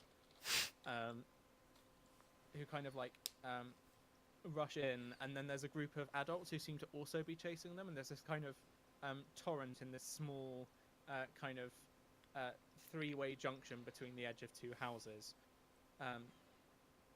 and as this kind of torrent goes on, it turns into kind of like this crush of like people like swarming in all different directions, all this kind of stuff. There's a large amount of commotion, and can both of you make a perception check for me? All 3 of you make a perception check for me, please.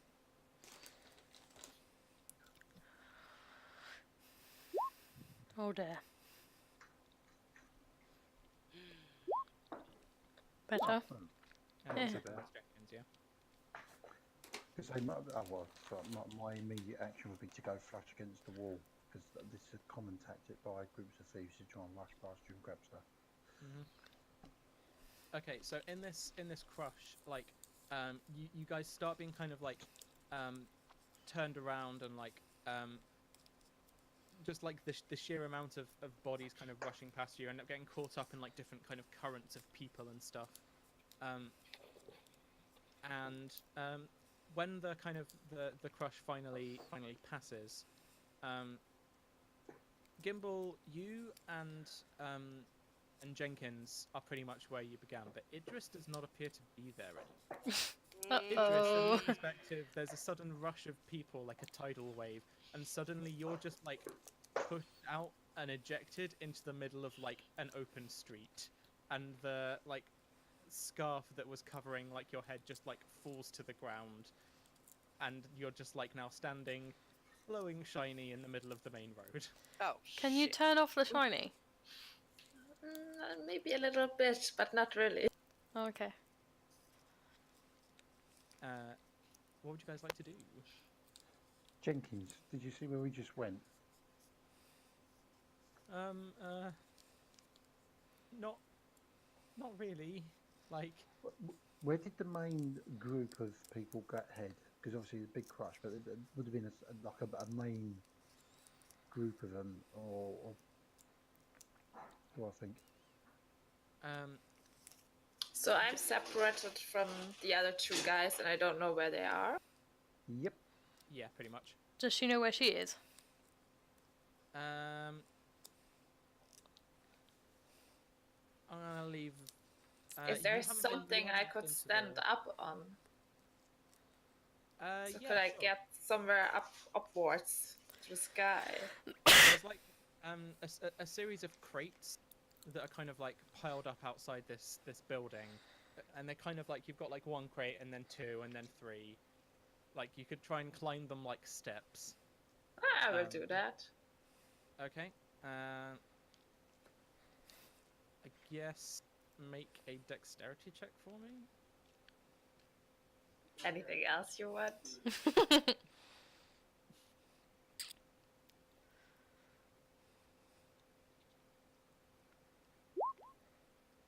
14, yeah, that's fine.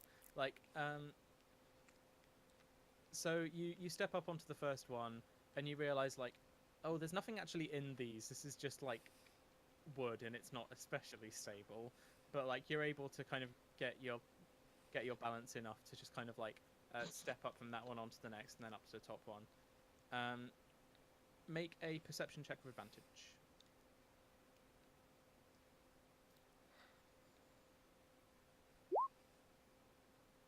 Oh, lucky for the advantage. 14. Good enough, maybe. You're able to like, you're able at this point to kind of like see over the top of like some of the like squat buildings that are around and stuff, and you're able to, after a couple of seconds, like spot kind of what you think is probably around about where this whole torrent of people was. You're like, oh, okay, so I must have been pushed like down that road and then over here. Okay, yeah, I think it's about there. Can the other two guys see me? Gimbal, give me a perception check, please. With advantage because she's glowing. Oh yeah, definitely. Can you see a shiny woman on top of something? Oh, sorry, he doesn't Oh, need there it. you go. Richard. No, it Go wouldn't on, be give me with the advantage advantage. because it would be balanced He out can by the see fact through that he's walls. tiny and he's trying to see over the top of buildings. Oh yeah, fair point. Okay. Yeah. But as you're kind of like looking around, Gimbal, you can spot what seems to be sorry. You can spot what seems to be kind of a faint kind of glowing coming from one direction slightly more than any of the others. And you're like, Can I make eye contact with him? He's too short, I you imagine. can't see him, but you like We can see the glow over yeah, the boxes. they can see the glow, and you can see where you think they were. So I will go down and will go in the direction. Yeah, I'll grab Jenkins. Quick, this way. I think I saw her. Okay. Stop. Head that way. At this point, Jenkins is just kind of following you, and you can hear him just kind of muttering on his breath, just like, "It's okay, it's okay, fine, it's okay." Poor Jenkins. Poor Jenkins, yeah. Um, That's why we need that horn. but yeah, you managed to kind of meet in the middle, just about, and you're back to kind of like this middle bit of where you're trying to get to. Make one more survival check for me, and you can try to provide advantage if you'd like. I would like advantage. Always. Oh, Oh no. jeez, that's awful. So at this point, you guys are like, okay, right, now let's keep going. And at this point, you both kind of realize you're like, oh, not entirely sure where we are anymore. From your perspective, Gimbal, you're like, I'm not entirely like. You were trying to get your bearings by being like, okay, so this is like pretty much north, that's pretty much south. If I go like around about this kind of diagonal, it should work. Like your normal way of trying to navigate things. And now you're just like, I don't even know which direction is north anymore. I don't know where we came from. I don't know where we're going. Maybe we can ask someone. A second, I might be able Certainly to help. I will look around if I can see somebody. There we go. Can I use my navigator's I have navigator's tools. Oh, you can. You can make another. I don't know what they do. I don't know how to use them. So basically, this navigator's tool is basically kind of like an astrolabe type thing. Obviously, there aren't stars here because there's like the ceiling, but you can tell by the positioning of the various different like geodes in the ceiling. You can use them kind of like stars to try and navigate. So you can definitely see up to like the cave ceiling from here. Make another survival check with advantage because you can use the navigator's tools. Oh, that's more like it. Oh yeah, you spend a couple seconds being like, I've lost my bearings, I don't know, and then you're like, hang on, and you just look up and you get out your kind of like tools and you start kind of like measuring the angles between a couple of them, and you're like, one said that, I just like, oh yeah, okay, and then you kind of like reset your bearings and you're like, that way's north, we're going this way, okay. And you guys are able to pretty easily get to where's the next point you're trying to get to? We're pretty much heading to the gate, or at least getting to this area here. Because I actually, before we try and head out of the gate, I actually want to see how heavy the guards are, if they're stopping people, that sort of thing. Okay. So you guys are able to very easily just kind of like make your way over to here. Like you're able from here to see the southwestern gate like pretty easily, and like you've still got the kind of cover of kind of the buildings that are surrounding you. So you can tell that from this vantage point, at least, like, even if someone was like looking down at the gates, trying specifically to pinpoint you, they'd probably have a hard time doing it. Let alone if they're just kind of wandering around, vaguely patrolling. So make a perception check, please. Was this all of us or? Yeah, sure, all of you.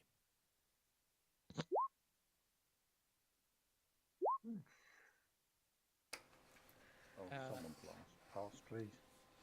So, Jenkins? from your perspective, Oh,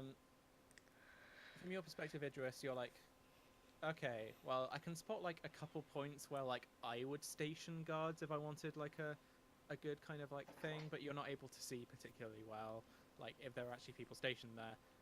Jenkins is literally just sat there, just being like, "That's so cool." I don't think I've ever seen a door that big. How would they even make a door that big? They'd have to find a really big tree. Oh God, Jenkins.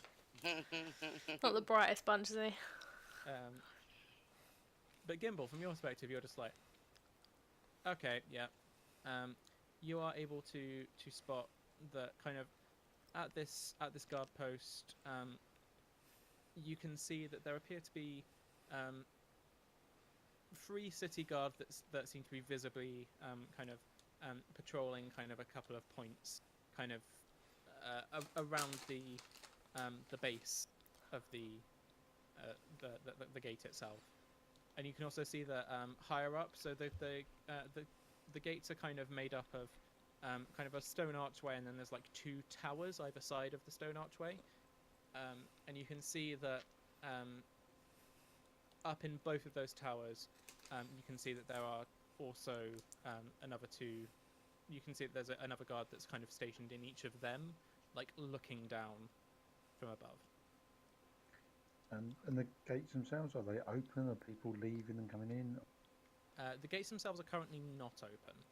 Like the actual kind of like wooden doors of the gate are closed. Like the metal portcullis type thing that normally gets like lowered down doesn't seem to be down. So like it's not like closed for business, but also the gates aren't just like wide open. Okay. Is there anybody else moving through the gates? Either going out, coming in? Nope, not that you can see. Is this normal? I mean, can you just literally just walk? You know, would you normally just move out of the city, or? They Do normally we ask everybody? Because when we entered the city, we came in as a large group. Yeah, they search you on the way in, and given the current situation, you would imagine they would also want to search you on the way out. So we have to ask them to let us out. Yeah, the usual thing would be you go and you'd say, I'd like to get passage out of the city, and they'd do like the standard like, where are you planning on traveling to? How many are there in your group?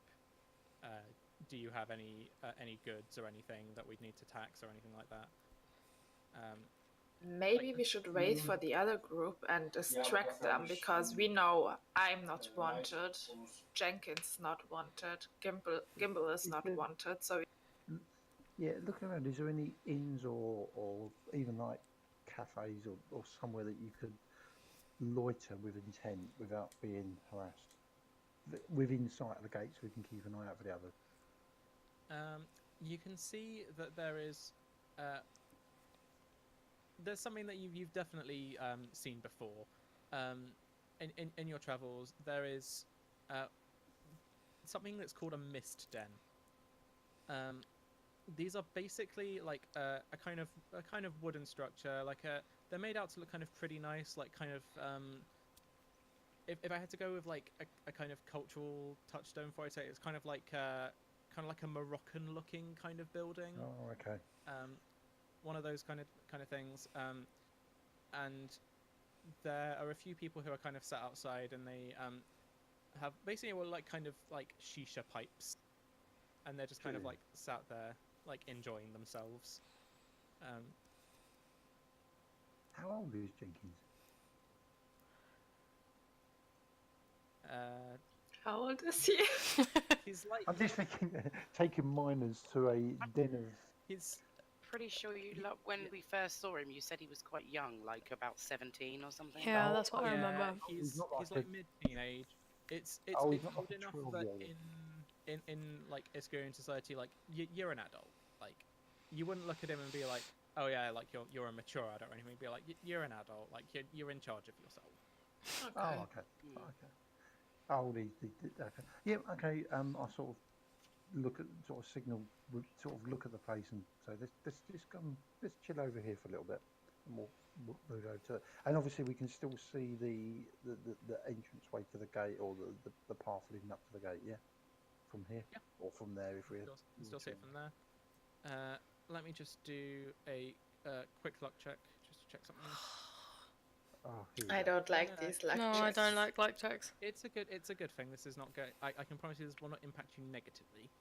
This is to see Oh, if there's okay. a happy happenstance that happens. And it does.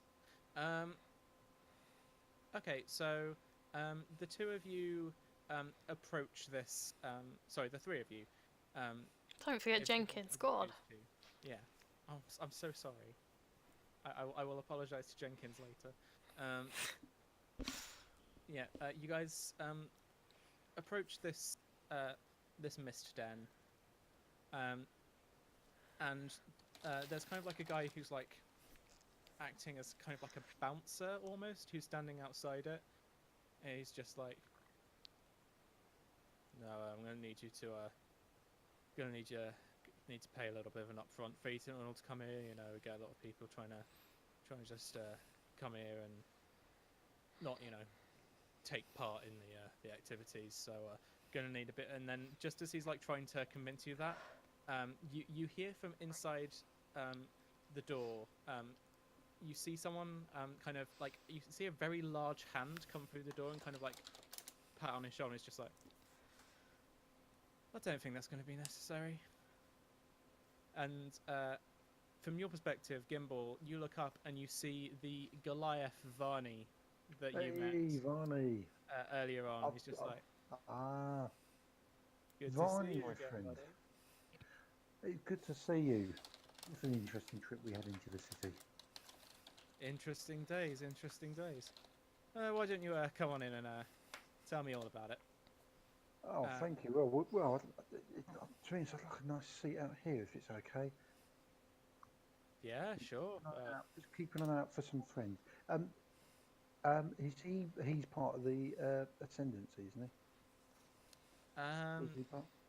Not part of the Ascendancy. He was part of your caravan when you came into But the oh, city. yeah, I know he was the leader. He was the giant who basically picked me up and carried me in, wasn't he? Yeah. He's Yeah, but, right, so he's not part of the Ascendancy. no, the caravan wasn't tied to the Ascendancy so much as you were just kind of like, I'm just part of this caravan. He's Tagging along. here. Okay. Yeah, no, we're keeping an eye out for some friends. So good to see you, though. Yeah, good to see you. Please, too. what's your pleasure? I owe you after you saved my life coming into the city. No. If anything, I think I owe you. If you hadn't tried to fight off those death dogs, I think we probably would have lost a few more people. And your quick thinking managed to get us into the city without having to deal with. He kind of gives like a bit of a quick whistle and looks over towards the guards at the post, and he's just like, "Let's call it even." There is that. Could probably do with a couple of death dogs chasing me out of the city at the moment, but well, we'll talk about that in a moment. He kind of looks a bit confused at you saying that. He's just like, whatever you want, mate, whatever you want. And you guys were able to easily take a seat, and that is where we're going to take our first break. Nice.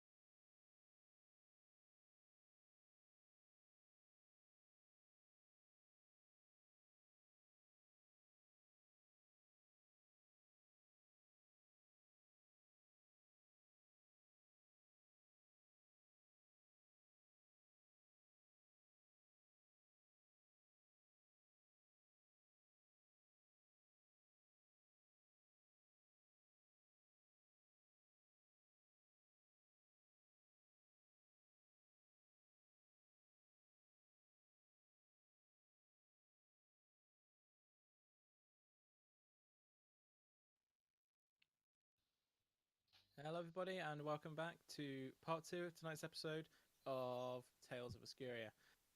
So, we come back on the second group. So, we have Kada, and we have Elland, and we have Vixen. With your newly purchased fish, what would you like to do now? Probably head south, I guess. Yeah, follow the road maybe. Yeah. Make a survival check for me, please, and one of you can provide advantage.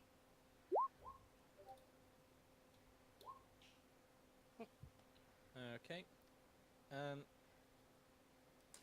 So you're able to, pretty. It's a fairly simple kind of walk from here, pretty direct.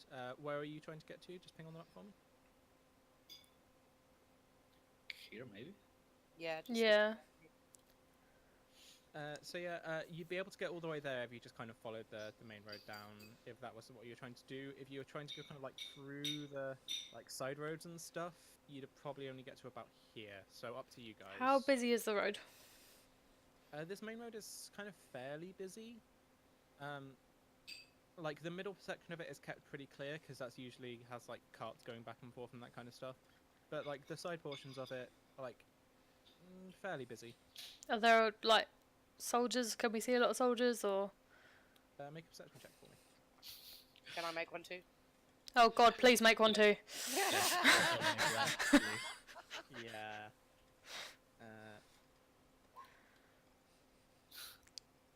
Okay. She's basically blind. Apparently. Ellen and Vixen, you're able to like pretty simply kind of like spot. You're just like, okay, there's like occasional like 1 or 2 soldiers walking along. They don't seem to be like paying a hell of a lot of attention. They seem to just be kind of on a basic patrol. Kada, you're just like, you're looking around and you've just gone like paranoid. You get into this open space and you're just like, they're everywhere. Okay. So you're too busy panicking about everywhere they could be to actually notice where they are. Okay. But yeah, there's a couple of patrols. It's pretty simple. So make a stealth check for me. Again, one of you can provide advantage. You're welcome. Thanks. Oh, yeah. I needed it. So yeah, it's pretty simple. Once you've managed to calm yourself down a little bit, Katie, you're just like, okay. You get the paper bag. You know what? That's the fish bag. Smelly. So after you huff the tuna for a little bit. Oh God. That was not a sentence I expected to say tonight. After you huff your tuna, you are considerably calmer, and you are able to pretty deftly kind of like you're able to kind of, if you see one coming your way, make it look as though you are naturally kind of crossing the road to not be in their field of view. You have to cross the road like back and forth a couple times, but you're able to get down to about kind of here-ish. Okay. Perfectly fine. Okay. So can you make one more survival check for me, please? Again, one of you can provide Somebody advantage. roll. Come on, Elland. No. Go on, try it. Oh, nice. Advantage. Oh, Oh, didn't matter. That's fine. That's still a pass. Once you get to this point, Kada, there's like a few seconds when you're looking around, you're just kind of like, okay, it's this way or that way, and then you're like, I can just about see, like, you can see like the gates over the top, and you're just like, Yeah. oh, well, there we go, that way then. And you're able to pretty easily, I'd say with your last stealth check, like, you're just like in the zone, and you guys make it to around about here. At which point we rejoin the first 3 of you. You've been kind of you've been sitting outside this this mist den for a little bit. You notice that Varney seems to be kind of partaking in the kind of like little shisha pipe contraption that they've got set up underneath this table. He's breathing in, and he'll breathe in like a really kind of deep breath, and then out from his nose there seems to be kind of like an almost kind of like red glittery substance. It seems kind of like a kind of powder as he breathes out. And Sounds he's fancy. looking like he's having a very relaxed time right now. And he's just kind of he's idly like having a chat with Yugi, and just being like, so I just kind of tried to find tried to find some work once I got in here, and turns out this place needed someone to help out with chucking people out when they get a little bit too rowdy, just and you get some pretty decent perks from working here. And he takes like another big kind of inhale, and he's just like, yeah, pretty decent perks. So what have you been up Worrying. to?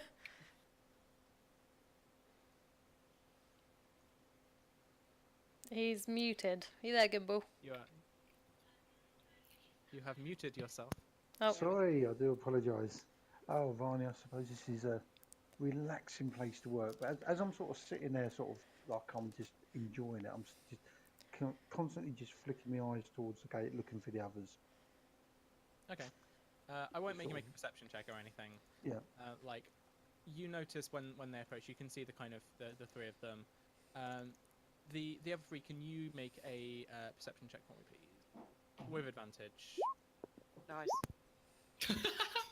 it's fine. We rolled 21. It's fine. Yeah. Vixen, at least, you kind of walk along, and you're like, oh, there's Gimbal. And he appears to be sat next to a giant who seems to be kind of high.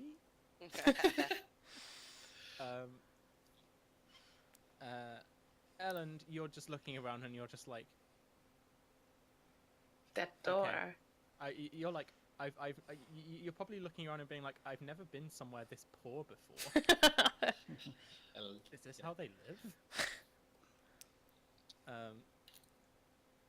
But yeah, and Kada. Oh, you haven't done a roll. Can you do just a quick roll? From Kada? Yeah, sure. I didn't bother because we got Yeah, like this is just for funsies. Funsies. Like, you can find the group. It's fine. Just like 17. As I see him sort of signal gently with my hand and wait for him to come over. yeah. You don't spot them at first, Katie. You're kind of like gazing around, just kind of like, okay, they should probably be somewhere around here. And then you see someone like giving you like a little bit of a hand signal. You're like, right, over there. So yeah, you guys regroup outside this strange Moroccan building. There's this smell when you get nearish. It's simultaneously like really like sweet smell that kind of like catches in the back of your throat. But it's also got this kind of like herby kind of undertaste to it. Tastes kind of slightly bitter, like a little bit like rosemary. There's a little bit of cinnamon in there. You just kind of like, it's an odd smell that's like strong enough that it feels like a taste in your mouth as you're approaching this building. Sorry. So what do you guys do? Right, welcome, friends. Sit at the table with the guys, I guess. Yeah. Is the door open? Not really, right? They're kind of they're outside. They're like outside the building. The door itself, like there's basically like an empty doorway. There doesn't seem to be a door there. It's like one of those like curtains made of different like beads on a string type things. And there seems to be a kind of like a pretty kind of rough looking half orc who's standing outside it, like arms crossed, like standing next to it, just kind of like. Welcome, friends. Come join us. This is Varney. He's a great companion and a saviour of my life from outside the city.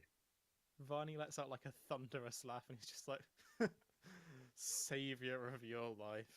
Honestly, you must stop going on about that. Well, I could say I saved your life, but they'd look at you and look at me, and they wouldn't. So let's just go with you're the saviour. It's a lot easier. He looks to the rest of you, and he's just like, "He saved my life. I kind of saved him. We're about even." Yeah, there you go. Well, we might be owing you soon. So anyway, please, take a seat, everyone. I think we best sort of chill, relax here for a bit. Varney kind of like Our leans thoughts. back and he crosses his legs and puts them up on the table. It takes up a good half of the table, but he's just kind of like lying back, just kind of like.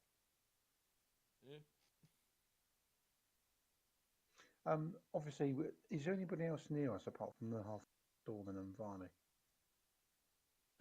There's a couple of people who are kind of at there's like another table which is sat outside.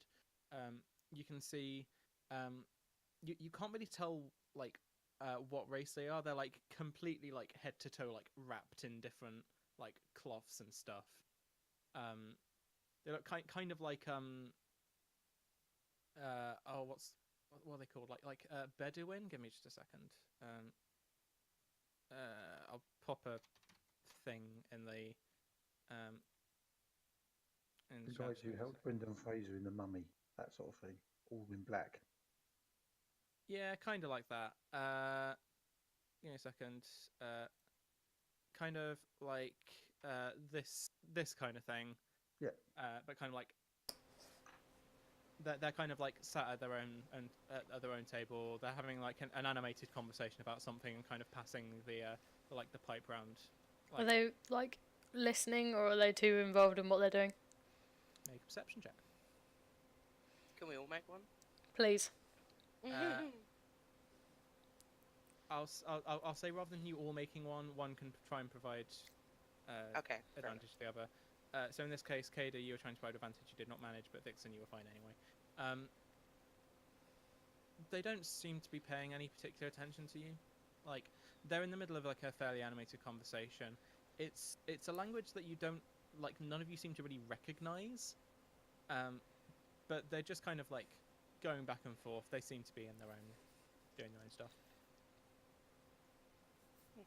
Sort of leaning close so the others can hear us, but obviously I don't have to speak really loud.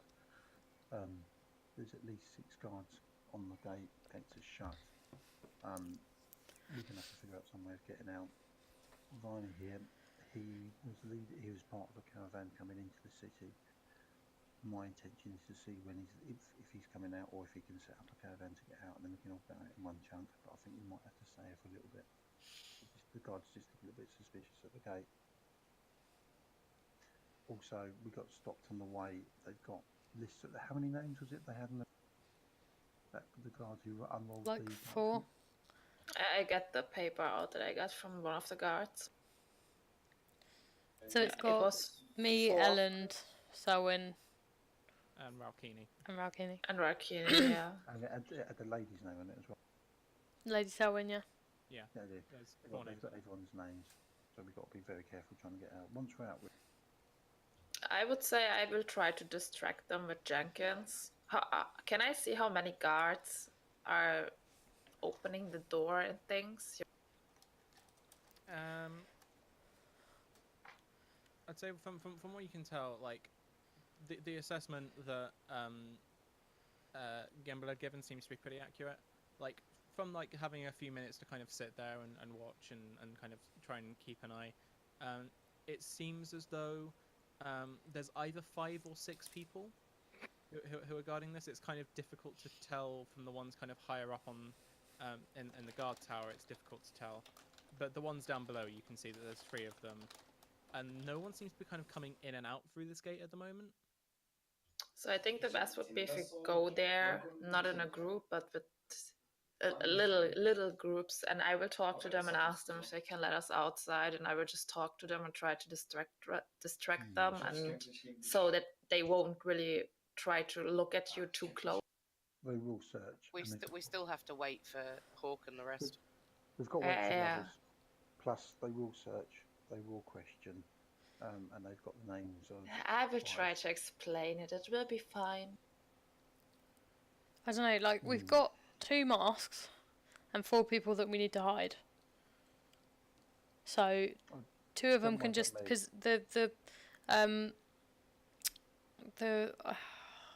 is it House Corith? The concept of that is that they don't remove their masks because they don't want to show their face, right? Yeah. Yeah. So, if you're wearing a mask from House Corif, they're probably not going to ask you to remove it.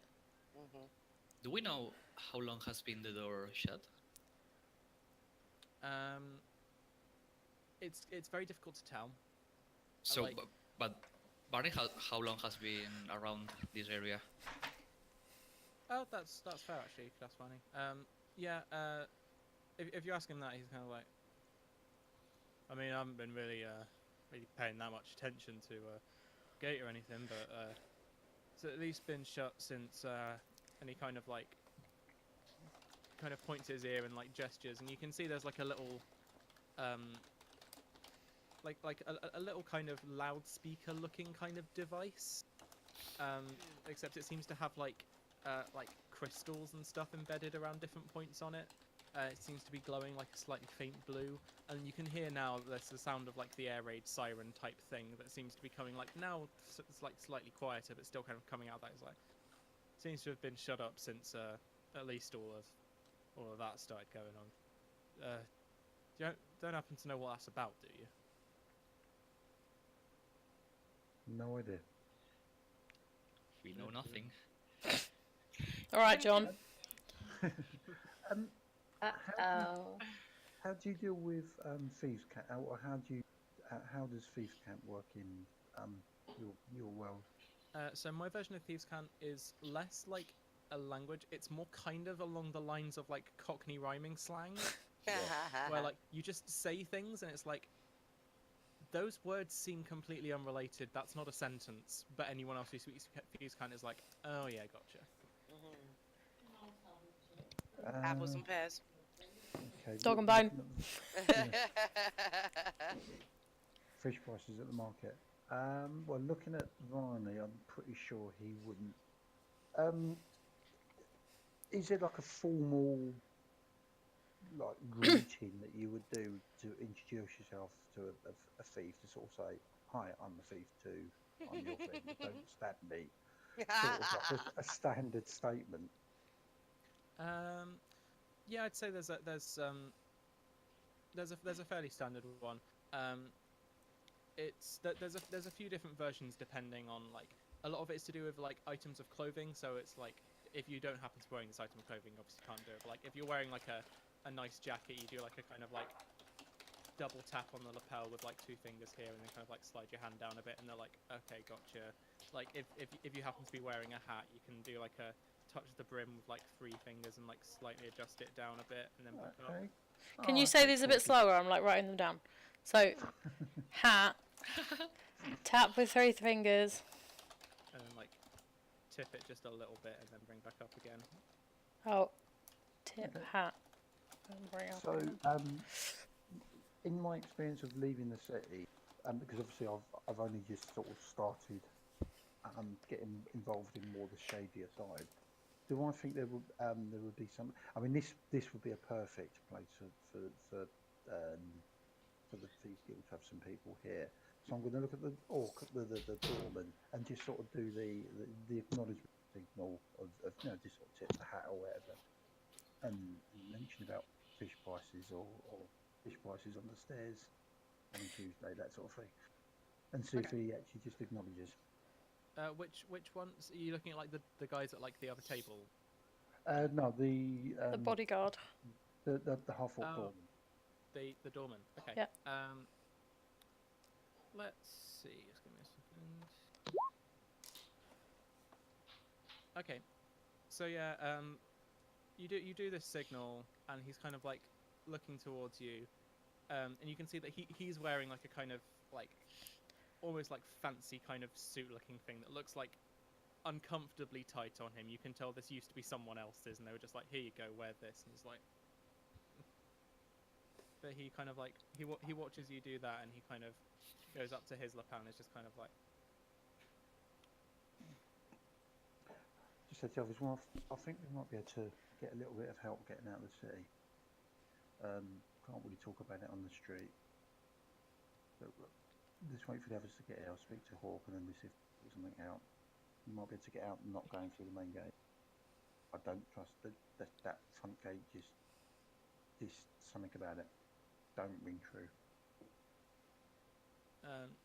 We'll wait for Hawk. after you say this, like the half orc guy has like a quick kind of like look around, like a little bit left to right, and then he walks over behind you, and just as he does, like he places like a hand on your shoulder, and he's just like,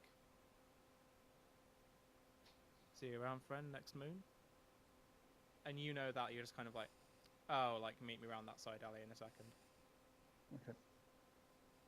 So understand the thieves' cant as well. Excuse Yeah. me while I go down a dark alley with the half orc. So Good luck. You also look at this and you're like, "Oh, yeah. So can I get up and go with them? yeah, if you want, I want. then Oh, you so- can." So you get up as well, and sort of just sort of just tap the cap in acknowledgement. And then I'm you gonna- sit down, yeah, On my hood, well, because I don't have a there's hat. two of us going into a dark alley with a half. Okay, so for the rest of you, it seems like randomly this half orc has come over and said hi, and now the two of them are doing this weird thing where they're going like, I would sort of hope it'd be a bit more subtle than. like it's subtle. I turn to Ellen Yeah. and tap my mask in mockery. Screw you, man. Let's do all this. Like, Anyway, So yeah, you two can quite easily like head off around the side, and this half orc is kind of like standing there. He's like leaning up against a wall. Right, and from experience, does the ascendancy have a lot to do with the Thieves' Guild? Obviously, because they're both quite anti-establishment. It's not like an official thing. It's that there tends to be a certain like a little bit of crossover because of the whole kind of anti-establishment thing, and also because quite often the ascendancy like needs people who can kind of circumvent the law a little bit, but Exactly. it's by no means a sure thing. It's like I guess we kind of have the same interests. Thank you, my friend. And I will presume that we're talking in Thieves' Cant unless we specify otherwise. Yeah, well, we'll just say that you're talking in Thieves' Cant. Yeah, At this point, like, he kind of reaches around kind of like his back and he gets out a pouch and he's just like, so looking for something a little bit stronger then, and he like opens up the pouch and he's got like various different like powders and things, and he's just like, No. no. No, thank you anyway. yourself. We're looking for a group of 9 of us, 8 or so, to leave the city quietly.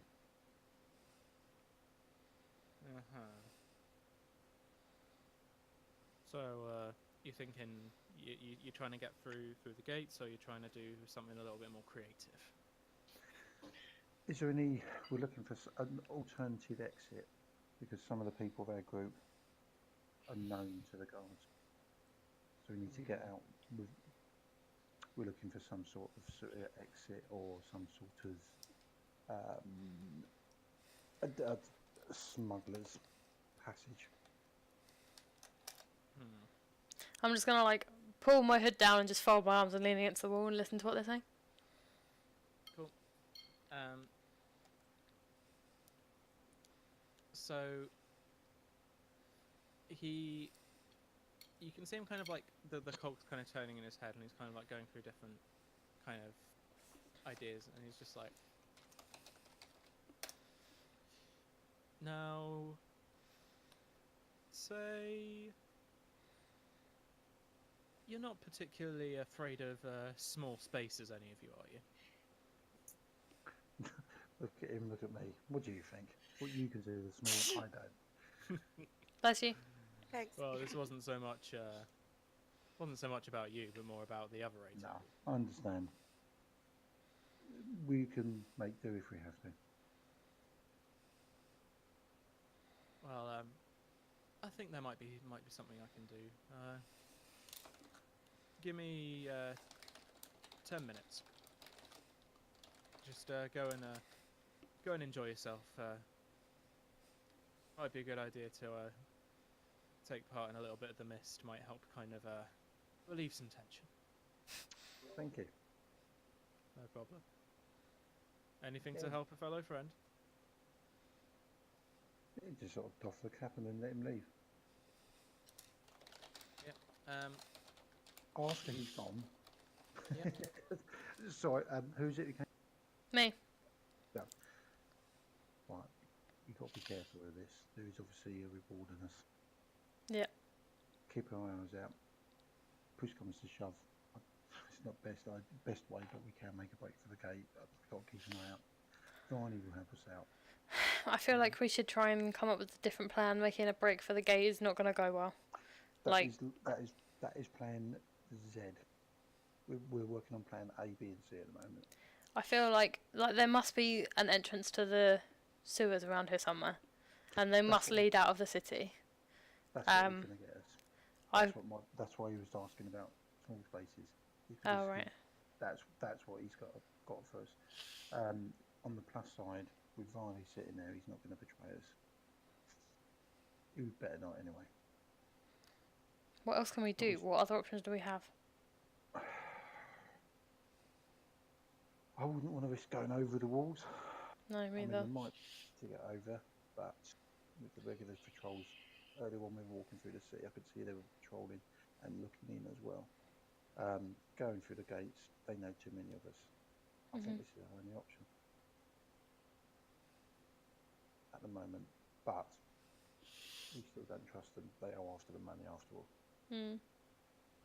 Let's just keep an eye out, go along with it, try and keep everyone aware.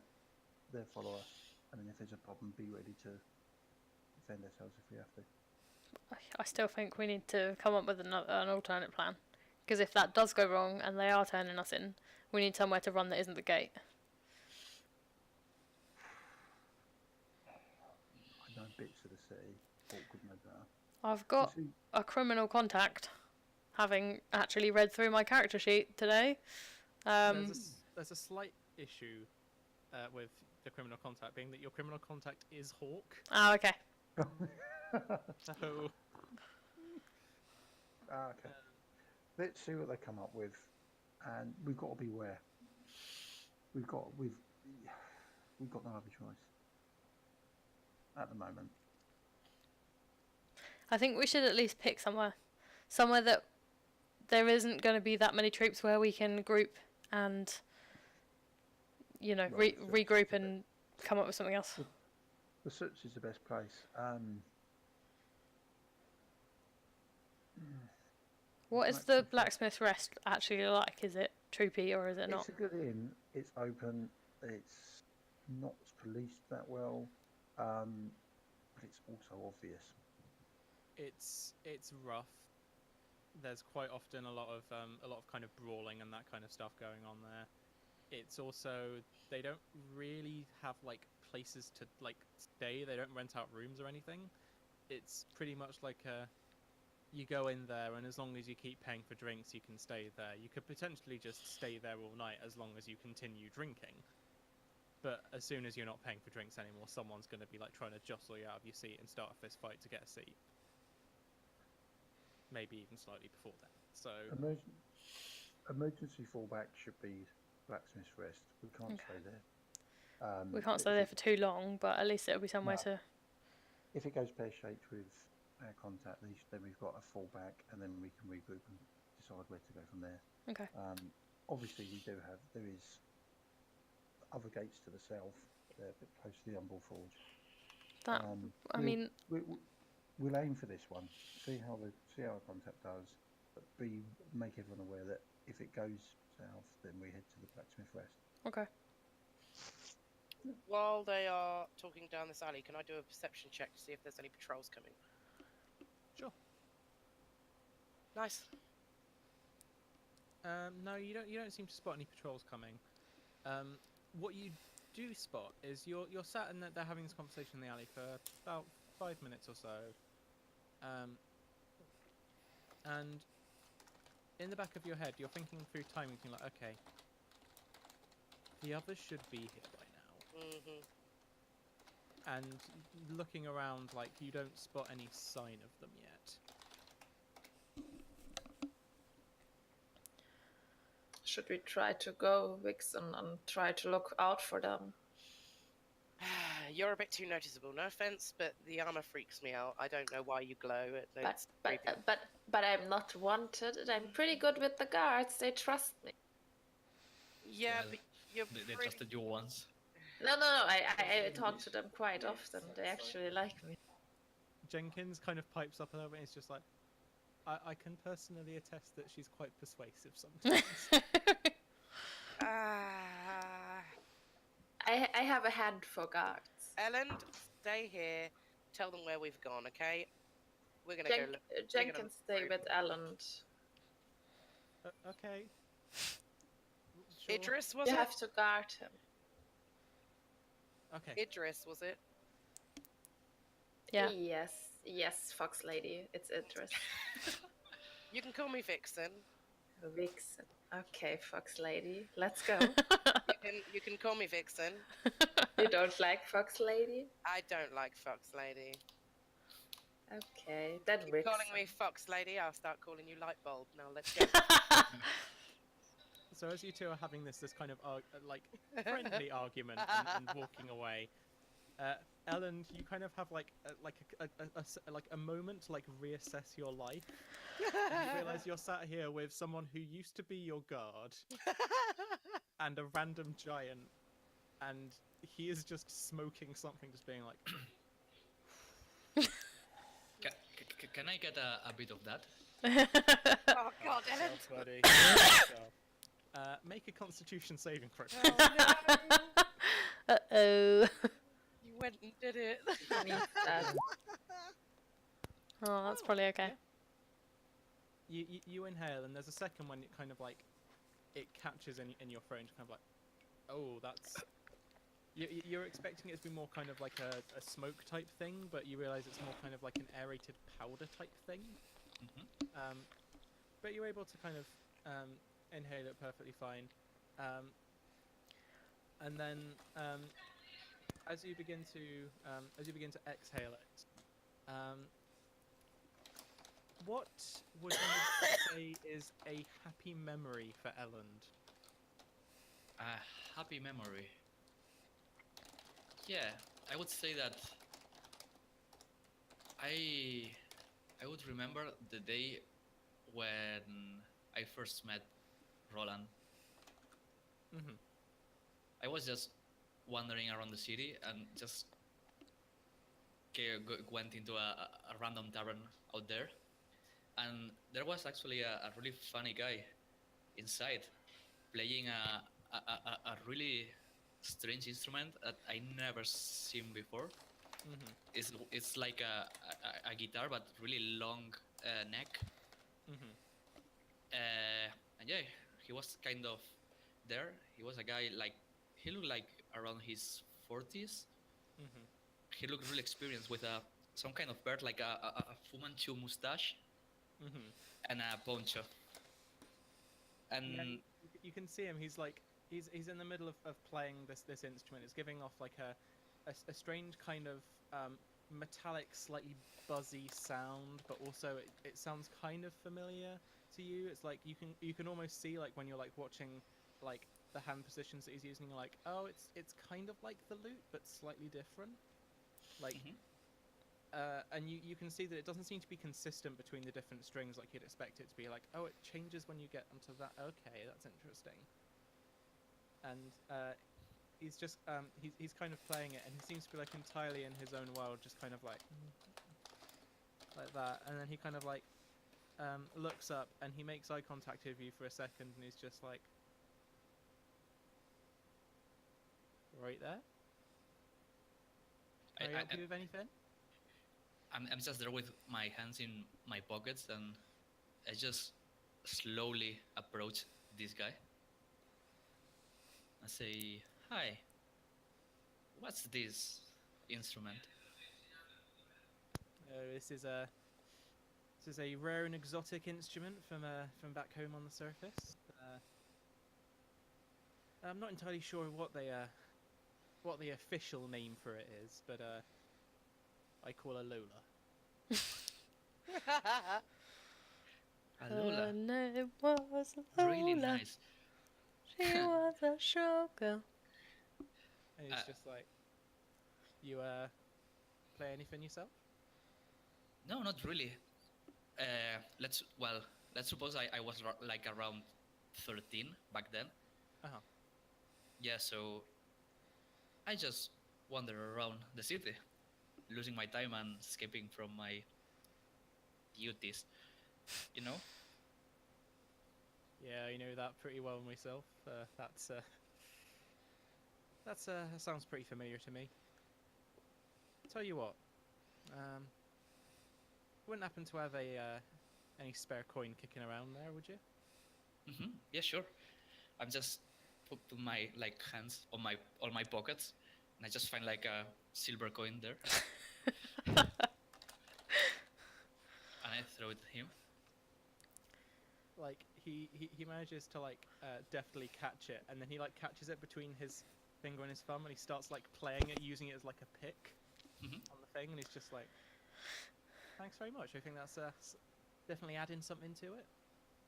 Yeah, Tell sure. you what, and he kind of puts it on his hand, and he kind of like flicks the coin back to you, and he's just like, "You seem like a pretty nice young fellow yourself. If you ain't got anything else to be doing, how'd you like to have a quick go?" I think about it like for a millisecond, and I just say, "Yeah, let's try it." Okay. And by the way, I ask him his name. Like, He's like, by the way, just are you a stranger? A stranger talking to a 13-year-old guy? What's your name, at least? "Oh, sorry, my friend. I haven't mentioned it, have I? My name is Rolando Villazon de Gilead, but you can call me Roland." Easy for you to say. Yeah, such a pleasure. Un saludo, amigo. Saluto indeed.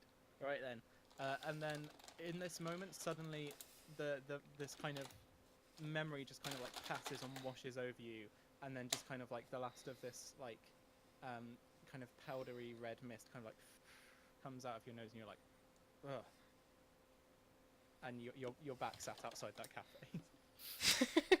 Oh yeah, right. That was mad. Okay. I just look around and ask the Barney, did you see something when smoking this? Yeah, you tend to see something.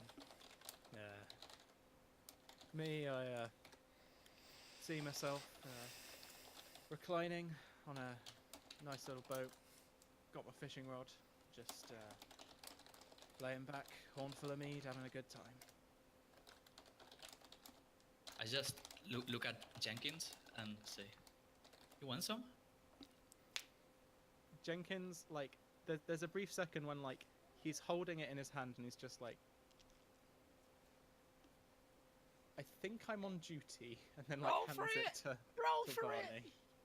But come on, Jenkins, we've been a long way down here and Idris is not here.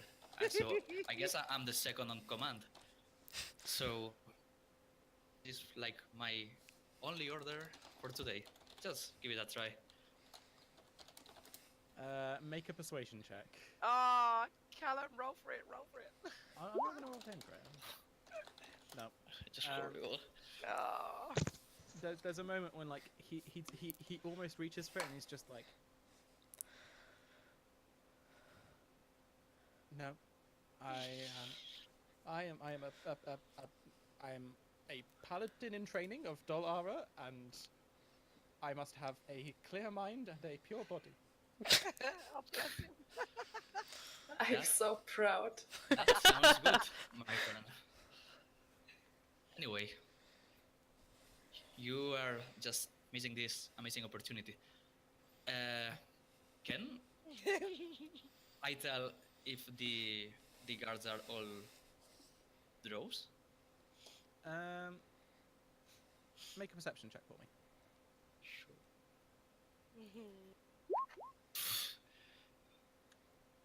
They're too far away for you to be able to tell.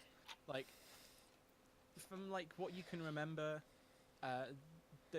being a drow isn't like something that's necessary for you to be a member of the city guard or anything. Like, they take him, like, basically whoever like passes like the training at the academy and all that kind of stuff.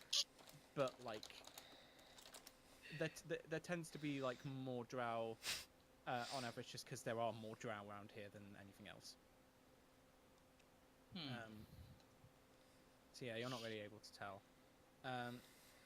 Around about this time, I'd say that Gimbal and Kada, you guys make your way back to the table. And can both Idris and Vixen? Yep. Either both of you make a perception check, or one of you make it with the other one give advantage. Just you can decide. I will try to give advantage. I'm good. I don't need it. That's good. Okay. So yeah, Idris, you're not really able to spot anything. But Vixen, it's less that you're able to spot something, and more that your slightly elevated hearing picks up on like a slight kind of commotion. And you can hear it seemingly coming from like one of the side streets. And you're not really able to tell exactly what it is, but you can definitely hear like you can hear footsteps, you can hear running, and you can hear what sounds like it could be like the clank chainmail against plate, the kind of like metal of boots as they go down the cobblestones. It's not particularly clear to you exactly what it is. Can I tell which direction? Yes. Okay, I grab Idris by the hand and I just yank her in that direction, and we go tearing it down the alleyway. I will run with her. Come with me if you want to live. I follow you into death. Or, the alleyway. Whatever floats your boat. Alleyways, death, whatever. Whatever comes first, right? Yeah. So as you're running down this alleyway, you can hear kind of like you see round the corner. First of all, you see the familiar mint green shades of Hawk, and he appears to have the flame blade that he was using in the fight previously out. And as he comes around the corner, he spots you, and there's a brief moment before he kind of recognizes you, where he literally just hisses at you. It's like, why? He's just like, quickly, we need to get. And just after that, you see the kind of feline form of Sadie like leap down from a rooftop nearby and just kind of like land very nimbly next to her, and you hear then you see Lady Selwyn kind of round the corner. You can see from looking at her that it looks like Lady Selwyn. It doesn't look like the disguised form that she had previously put on. Uh-oh. And you can see that the kind of like the fairly kind of like longish cloak that she has on seems to be a bit tattered, and you can see that there are blood stains on her. Oh no. And that's how we're going to leave it for tonight. Oh no! Oh no! Don't do that! No! No! God damn Good it! cliffhanger. Got to keep him coming back. God damn it! So, thank you very much, guys, for playing tonight. That was a very fun game. And thank you to everyone who has come out to watch the stream or who is watching this at a later date. Just to remind everyone again, this is in association with and presented by Horsham Gamers. We are a local group, and we cover the whole range of gaming, all the way from digital and FPS and esports, all the way through to board gaming, card gaming, and D&D and other role playing like this. If you have any interest in any kind of gaming, you'll probably find like-minded people here. So if you're in the Horsham area and you want to get involved, then please just search for Horsham Gamers on Facebook. You can come join us on our Discord channel and we can have a chat with you guys there. And also we have a drinks event which is coming up this Sunday if you want to come and meet some of us in person. If you pop down to the brew house for 7:30 this coming Sunday, so that will be Sunday the 24th of February 2019, just in case you're watching this enough time and like, oh, I'll pop down on Sunday. It's that specific day. So yeah, if you want to come and meet some of us, we'd really love to meet you. Thank you for coming out, everybody, and we'll see you next time for more Tales of Escuria.